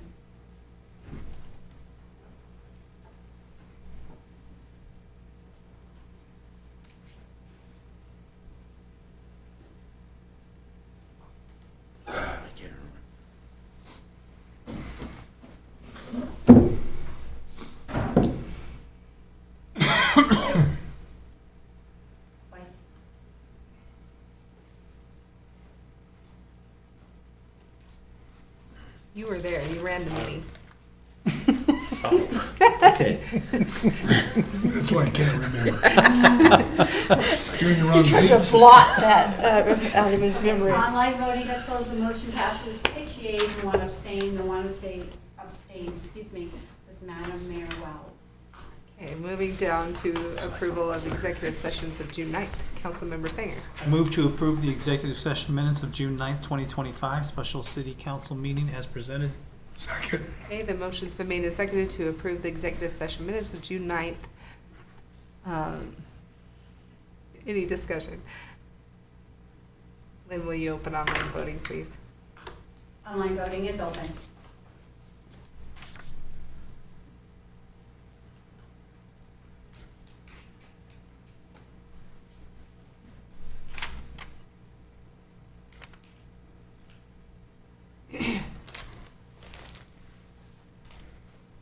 Online voting is closed. The motion passes with 7 yeas. Councilmember Singer. I move to authorize the attorney to engage outside resources to advance personnel matters. Second. Okay, the motion's been made and seconded to authorize the city attorney to Engage outside resources engage outside resources to advance personnel matters. to advance personnel matters. Do I have any discussion? Lynn, when you're ready, let me know.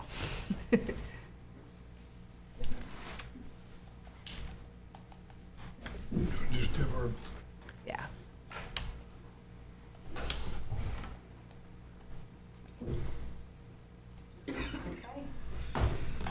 So, how would you, because there's not going to be. Verbal, please, yeah. Verbal, okay.